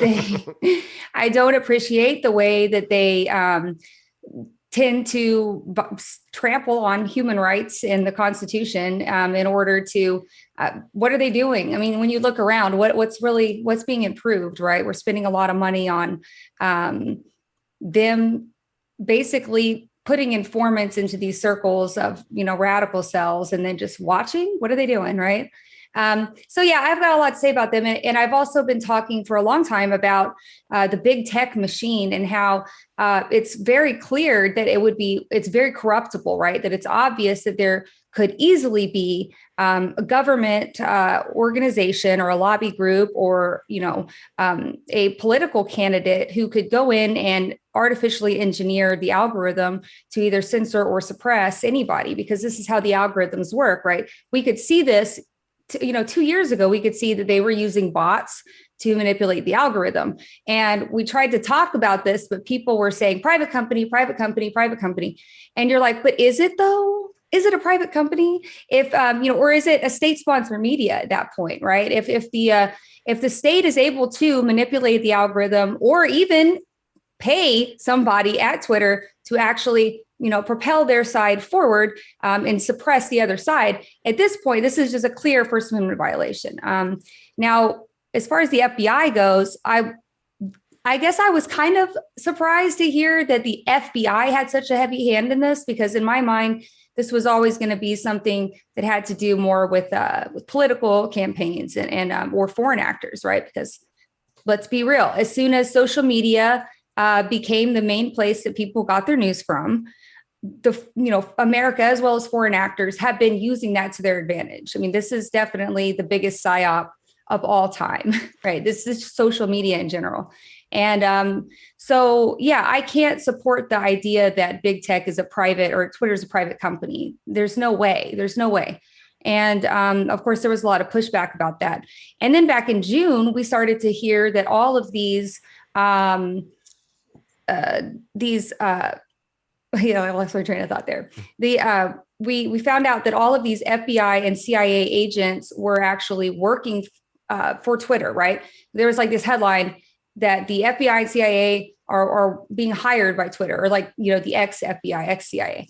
And to me, that's like alarm bells are ringing. Hello, what's going on here? We need to pay attention to this. Like, are they taking up security roles? Because if so, okay, we can kind of see why they would want to have ex agents working for security reasons or risk assessments. But then you see that they're taking up positions higher up in the the management and the marketing, and that just sits weird, right? That doesn't make any sense. And so that's when we really started to scream and cry and moan and be like, hey, what's going on? The FBI, the CIA, why are they in Twitter? Obviously, they are trying to guide narratives. We do have a big problem with the FBI enacting psyops on, the citizens of America, right? We have a problem with the CIA enacting psyops on the citizens of America. And, historically, we had Operation Mockingbird, we had COINTELPRO, we've had all of these big operations, which of course they're not doing anymore. Of course sure. Not, right? They investigated themselves and found out they were doing nothing wrong. I know. Yeah. There's no way that they would have advanced their technology and find different ways to skirt those regulations. Right. And so when I saw the Twitter drops, my first thought was, well, they need to be subpoenaed. All of these emails need to be subpoenaed, because then again, think about this. Anybody else who was telling us this would have been immediately dismissed and called a conspiracy theorist. But I think we should hesitate to immediately take all of this as fact just because somebody said it on twitter.com. When there's really been no substantial investigation, there's been no actual evidence, right? I mean, like a lot of these threads just have like screenshots of somebody's computer screen. And it's like, and while of course, this does like, really appeal to my confirmation bias, right? So I really do want to just like take it all at face value, but I'd also like to see more people pushing back and asking for that actual evidence so that we can actually see it and get it on the record, because this needs to be investigated. We need to have a new Citizens Commission to investigate the FBI. For some people who maybe don't remember this, there was, back in the 60s and 70s, right? Everybody was actually like the CIA and the FBI, they were actually actively fighting against the left, right? They actually wanted to squash the anti-war activists. They wanted to squash any kind of government dissent. They wanted to, they were doing illegal things. They were illegal surveillance, infiltration, assassinations, all kinds of messed up stuff. And it took a group of just ordinary citizens who actually broke into the FBI field office and stole documents, right? This woman, if you don't know who she is, her name is Bonnie Rain. And she was actually just a mother who posed as a college student to get inside the FBI field office, act like she was interviewing, but really she was like looking at like, the security cameras and stuff. So these leftists back then were breaking the law to prove that the FBI was doing illegal things, was violating human rights. And this ended up being true. And it ended up with the Church Committee and the investigation, which coincided with Watergate, where all of these things came to light. And so now to see the people on the left call this a conspiracy theorist, or when at one point I talked about COINTELPRO on my stream and I had somebody come in and tell me, well, that's conspiracy theory. I'm like, no, it's a conspiracy that was proven true, right? Well, that's your opinion. I'm like, no, this is a fact. Do people not realize that this actually happened? Because imagine your grandparents, right? Who are like, our kids these days, they're acting like this never even happened. So now the left just doesn't even remember this, which is interesting because they should, of all people, they should be the ones who are wary about the government. And so with the Twitter stuff, yeah, we kind of knew this was happening. It's not just Twitter, guys. It's Google, it's Microsoft, all of them, this huge big tech conglomerate.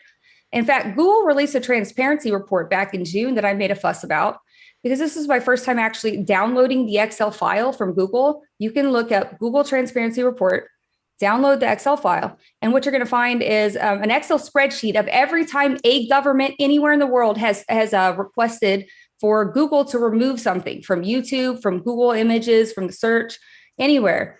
And what that transparency report showed was that the US government had made a lot of removal requests in 2022 and 2021. And one of the categories is actually government criticism. And there's no more explanation. It just says government criticism and actually removed content from YouTube for that.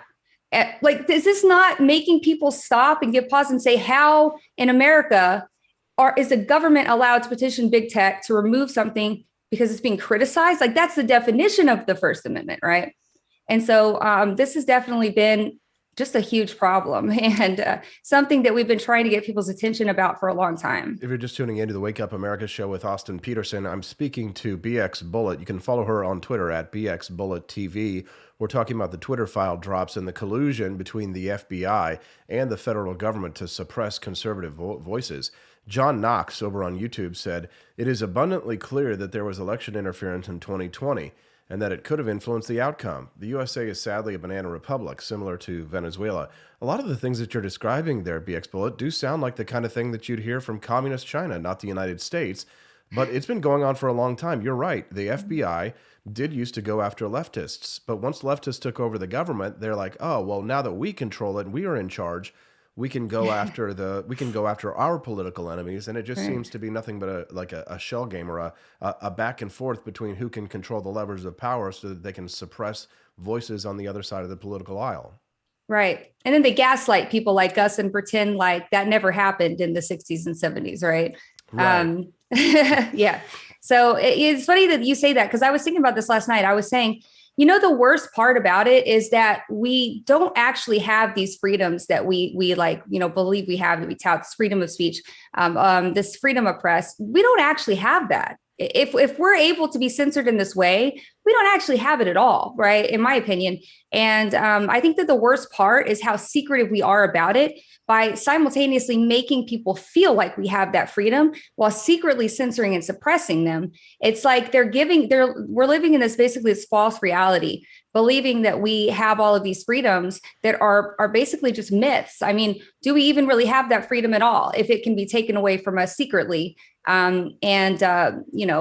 So I really do feel like I want to see this go to a new church committee. I've been saying that for a long time, not just about censorship, but about, the FBI in general, the informant program, and all of the horrible things that they do to people, all of the horrible, the lives they run in the informants program has been a problem for a really long time. And I feel like that's something that people are kind of afraid to talk about because you'll get banned. I mean, like I got banned from YouTube for kind of, giving a lot of pushback to a lot of these narratives where it seemed like there could have been informants involved in, advocating for transparency in these investigations. I think that it's funny that we all used to joke about, oh, there's feds everywhere. Oh yeah, this guy's probably a fed. But in reality, there are feds everywhere. They are there. They are in they're in your Telegram group. They're in your Twitter circle. And when we say feds, some of these people are just informants, right? Some of them are getting paid a lot of money by the taxpayers by way of the FBI to do these things. And it's the same as, FBI paying Twitter whatever they were paying them in order to basically be their moderation machine, basically makes Twitter a contractor for the US government. We're paying for Twitter to hire FBI agents or to moderate at the will of the FBI. Now, Bex, the problem, of course, is that, we're not going to see an Elon Musk buy Microsoft or Google or Facebook. Unfortunately, the rest of big tech is completely dominated by leftists who are big fans of the deep state and big fans of big government and big fans of the FBI. So, I mean, when you say you want to see another church committee, the only way something like that happens is if an opposing faction is in power.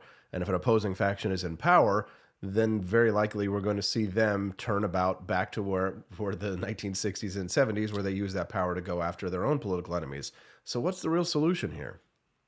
Right. Well, I mean, I think that the solution is just getting more people to see what's happening. And so, I would push back a little bit because I don't want to see Elon Musk buy Google. At that point, I would be very, very concerned that one person was consolidating way too much power. As much as I want to believe Elon is actually, I think I've told you this, but I have like this conspiracy theory that's kind of silly, but I can make a really good argument that Elon Musk is a cybernetic being sent from the future to actually save humanity from extinction.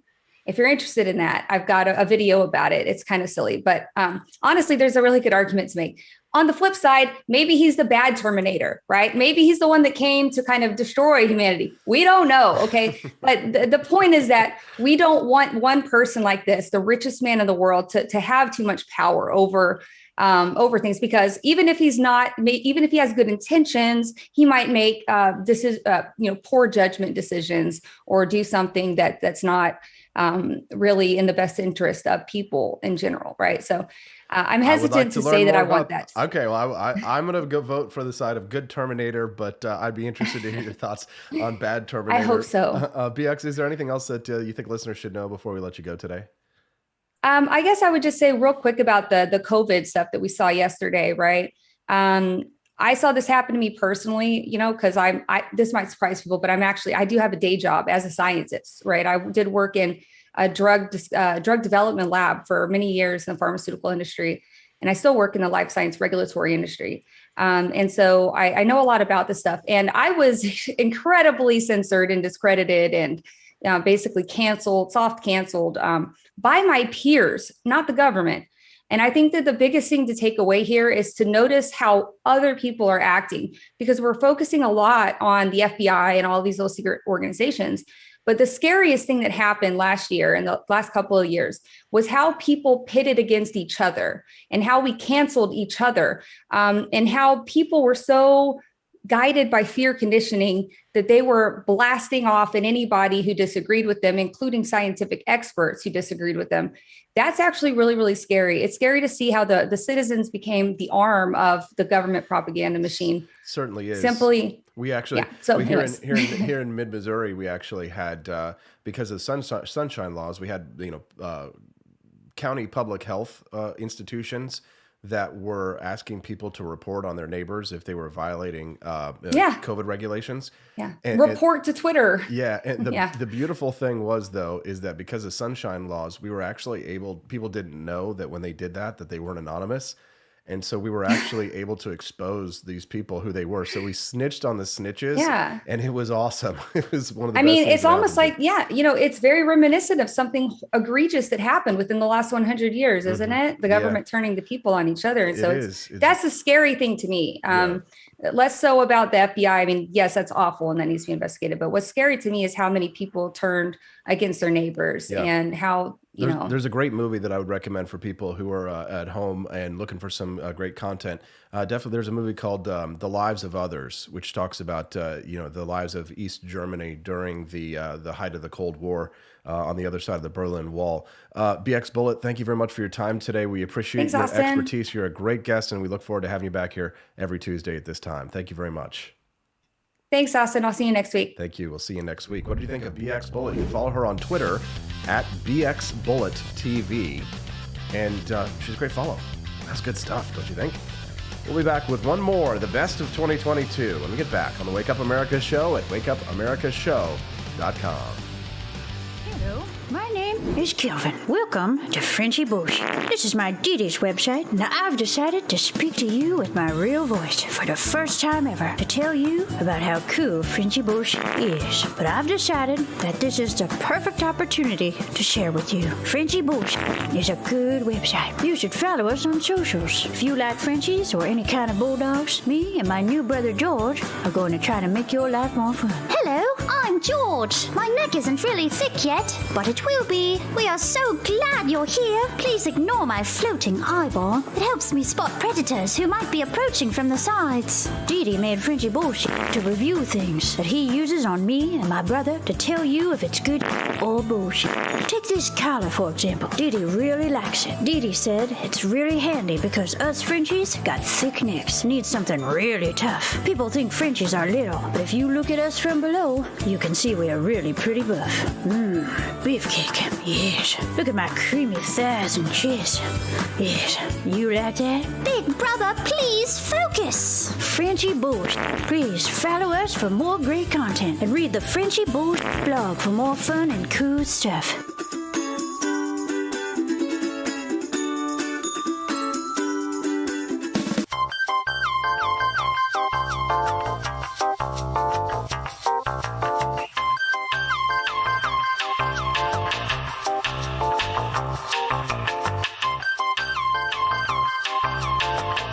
I'm a public defender. I am a public defender. I'm proud to be a public defender. 80% of Americans accused of a crime will get appointed a public defender. Everybody from a speeding ticket to capital murder. For every dollar we spend on public defenders, we spend $3 on prosecutors. Public defenders have to do pretty much everything on their own. Social workers, counselors. Investigating is another piece of it. The average public defender holds 300 cases annually. You never feel like there's enough time. Public defenders have health issues all the time. A lot of people give up and say, I can't do this work anymore. Gideon's Promise trains, mentors, and supports public defenders.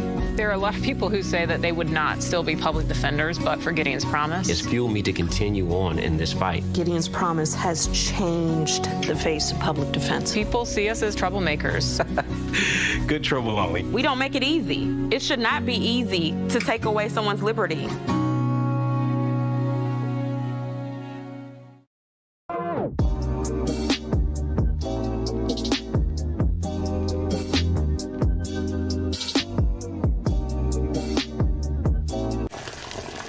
Ever hear the one about the frog? Put a frog in a pot of boiling water and it'll jump right out. Here's my resume again. But put a frog in a pot of cool water and slowly heat it up, and that frog will boil. It's a lie.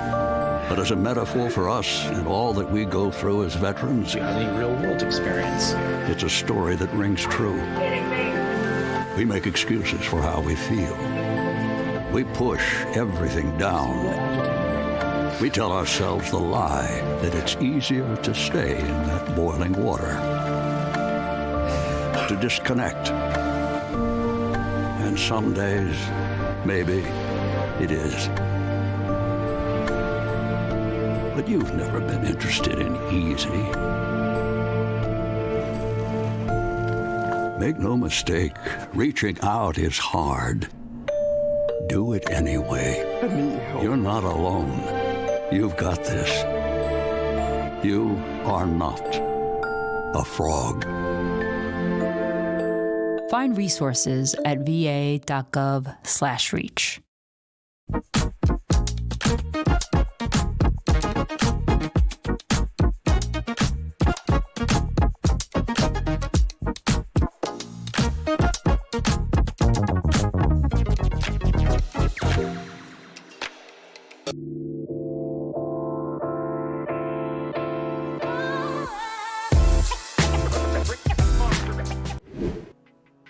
Good morning, Rise and Freedom. I'm Austin Peterson. You're watching and listening to the Wake Up America Show at wakeupamericashow.com. Glad to have you here. Joni Rankin, Grant, Al Johnson, Steffi, nice to see you there this morning. I know George is just busting to get out there. Travis Showalter, am I the only one here? You might be the only one over on Facebook. We ask all of our followers to join us over on YouTube. Facebook just suppresses the hell out of me, bud. They do not allow almost anyone to see that we're streaming the show. Everything that I post there, goes down the bottom of the feeds. It's been like that for years. So it's not a good platform. If you want to join us over at YouTube, youtube.com/AP for Liberty, that's a great place to join the show. There's a chat. People will join you over there. Come on over to YouTube. Yeah, good to see you, Travis. We'll see you over at youtube.com/AP for Liberty. For those who are wondering why everything looks so different here, it's because I'm at home. One, I think I'm getting a little sick. And two, studio pipes burst, exploded, destroyed a bunch of equipment. And so here we are. I'm glad you liked that BX Bullet interview. We'll be having her back every week on Tuesdays at 8:30. She's a great guest. She's a scientist. She's also a private investigator, and she's a mom. She seems pretty libertarian. Let's talk about the best of 2022. I kind of want to make that a theme, especially for the rest of the week. And everybody talks about like the best movies. But I was reading this article over the New York Times. I know. The New York Times about some of the best things that people did in 2022. Some of the best of 2022. What was your best of in 2022? At Christmas, I asked that question kind of like, what was the best decision that you made? So what was your best decision that you made in 2022? Join us over in the chat. Tell us, what would you say was your best decision that you made in 2022? Steffi's like, oh no, you're getting sick. Yeah, I didn't want to tell you this morning. I feel like crap. Sorry, Steffi. Best stuff that I did. Smartest decision I think I made was starting the AP for Liberty shop, because that did really well for us. And I'm really excited for it to grow in 2023. So that was my, I think, best decision I made in 2022. What was your best decision that you made? Again, I'd love to hear from you over in the chat. Let us know what your best decision. Getting engaged, says Grant. Grant, congratulations.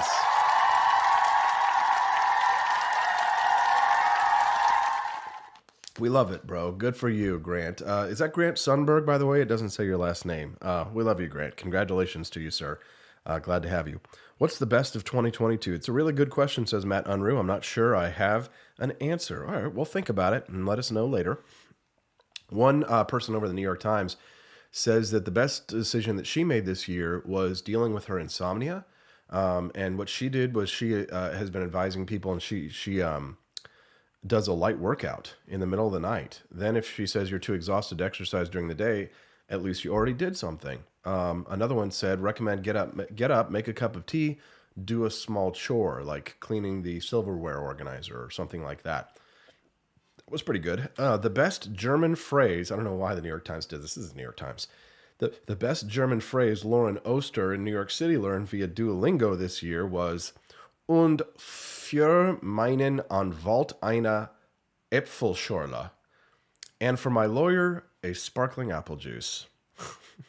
The best phrase that Kelly Nichols said that she learned this year was, Weaponized incompetence. That's a good one. Elaine Chiotti in Berkeley Townships gave us her best bowling tip. Make sure your thumb is pointing up when you're holding the ball. Yes, make sure your thumb is pointing. Yeah, so when you got that bowling ball, right, you got to, like that, right? Thumb is pointing up, hold the ball. This is showing correctly. Make sure your thumb is pointed up. Erase her scores from 60s to 80s to the high 90s to 120s. Gayatri Benoj of Chesterfield, Missouri, go Chesterfield,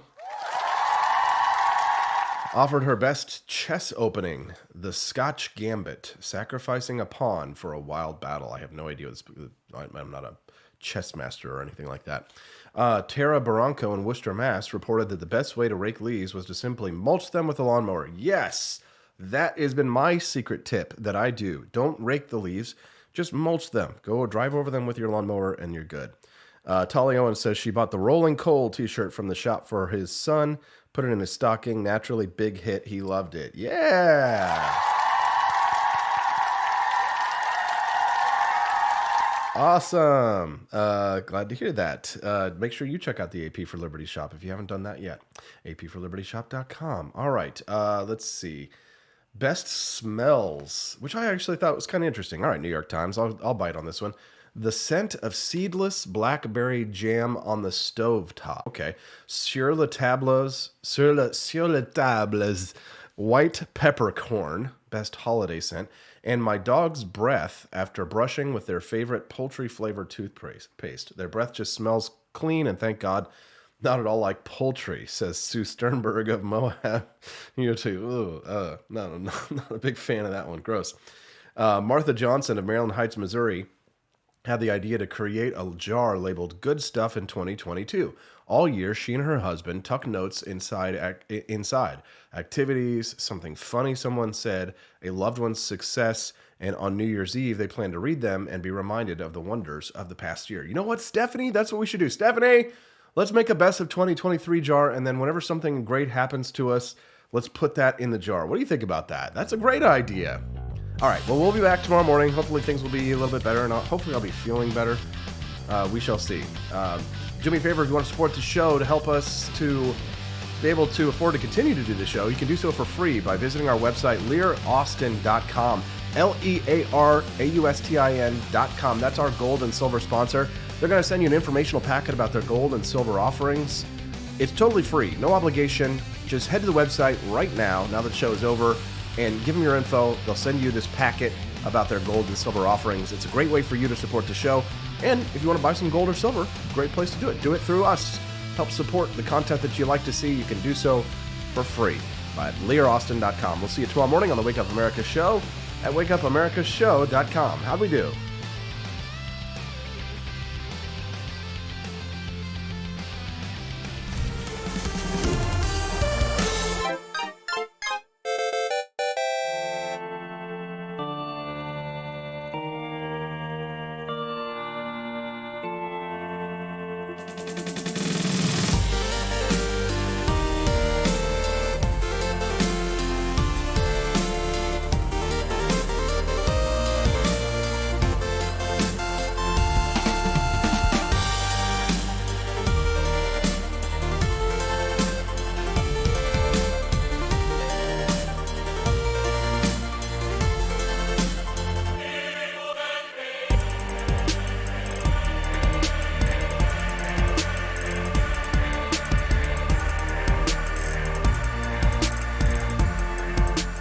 I like shooting things, but whenever I can't shoot something, I like to cut things. My life isn't all about shooting and stabbing and cutting, though. Sometimes I have to do actual work, but when I work, I still like to have fun. And there's nothing less fun than trying to cut with a crappy knife. Thankfully, from the ancient sect of Christian knights, who also loved cutting and stabbing, comes a new implement that has received my personal blessing, the Templar knife. Like the ancient sword of Excalibur, you don't choose a Templar knife, it chooses you. You just decide what kind you want on the website first, however, and then order it online, and then it chooses you. The Templar knife comes in a variety of shapes, knives. As a man of culture and taste, I have decided I will never use a terrible knife again. And thanks to the inspiration provided by this excellent product, I have decided to launch a new crusade against anyone using less than superior knives. Join me, brothers and sisters, by visiting uppercuttactical.com/pages/Templar-knives. That's a lot of slashes. For that, you'll need a Templar knife. For 10% off, use code AP for Liberty and join me in a quest for glory, for liberty, for Christendom, for the Templar knife. Get yours today. Fire.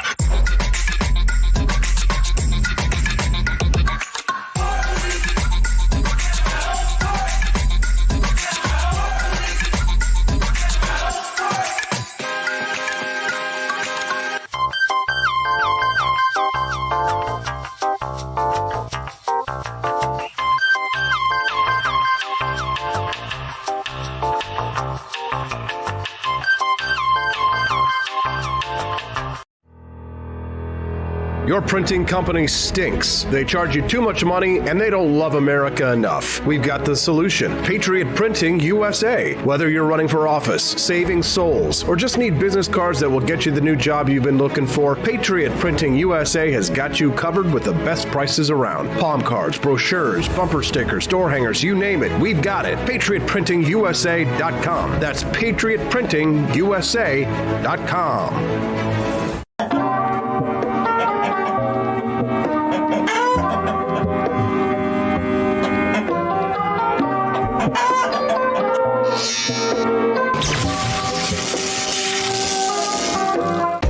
Want an engaging website to boost your business?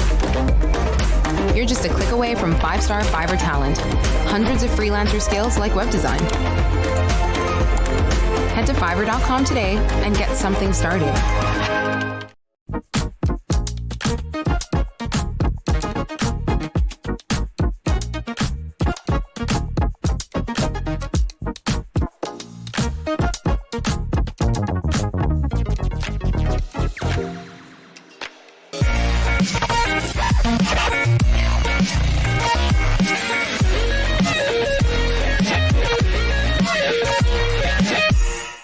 When I was in foster care, I never knew when I would have to move, so I always had my suitcase ready to go.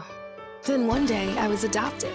My new parents opened their hearts and home to me. My parents cook my favorite breakfast for me every morning. My parents take me on trips I never thought I would go on. They gave me a home and an even better reason to use that suitcase. My parents aren't perfect, but they're perfect for me.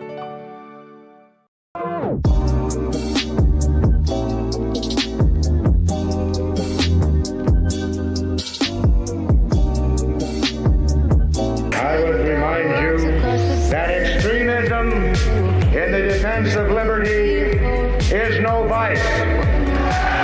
It is better to settle these matters in the courts than on the streets, and new laws are needed at every level. But law alone cannot make men see right.